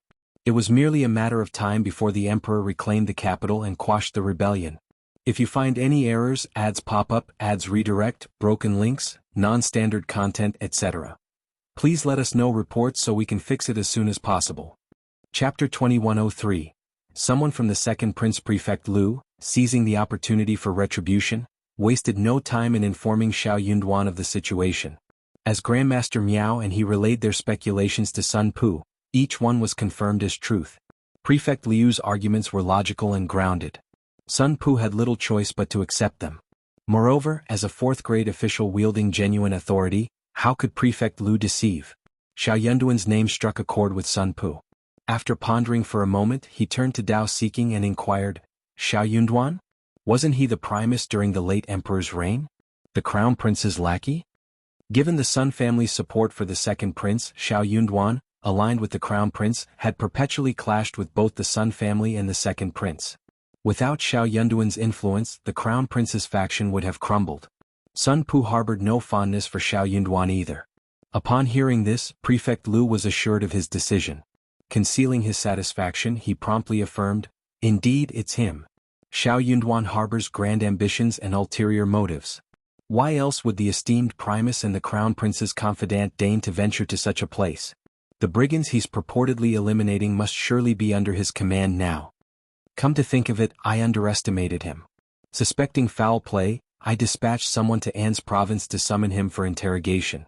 Yet, he not only refused to comply but attempted to dispatch my envoy. Thankfully, one managed to escape and bring back word. Justice, as they say, knows no bounds. What? He dares to be so audacious. Sun Pu's disdain deepened upon hearing this revelation. With a scornful smirk, he remarked, A mere scholar, swollen with pride from his books. From where does he summon such gall? I'm curious to witness what justifies his arrogance. Without the patronage of His Highness the Crown Prince, what significance did Xiao Yunduan hold? Having suffered humiliation at Xiao Yunduan's hands, Prefect Lu saw this as an opportune moment to reclaim his dignity. It was imperative to demonstrate to the other county magistrates the consequences of defiance or disrespect. An example needed to be set, retribution exacted. General, your discernment is unmatched. Such impudence merits no personal attention from you. He besmirches your name unjustly. Permit me to dispatch someone to summon him once more. Then you may conduct a thorough interrogation, Prefect Lu proposed. Sun Pu had no intention of venturing to An's province himself. Xiao Yunduan was beneath his notice. As an external branch of the imperial family, the Sun clan held a position of prestige. When the emperor's dominion was complete, the Sun family would undoubtedly ascend to preeminence. As the emperor's cousin, Sun Pu would undoubtedly be granted a marquisate. His status was invaluable. If Prefect Lu was willing to serve him, why impede him? In that case, dispatch someone swiftly to bring Xiao and his retinue before me. I shall conduct the interrogation myself. Yes, General. Prefect Lu, elated by Sun Pu's command, promptly returned to confer with Grandmaster Miao. Grandmaster Miao, recollecting the events in An's prefecture city and the pitiful state of Constable Li and his comrades, harbored lingering trepidation. He hesitated. Even with General Sun's support, he remained apprehensive. It was evident that Prefect Xiao's faction wielded considerable influence. What if their audacity provoked their executioner? Even if they ultimately faced General Sun's retribution, it could cost them their lives. If you find any errors, ads pop up, ads redirect, broken links, non-standard content, etc. Please let us know reports so we can fix it as soon as possible.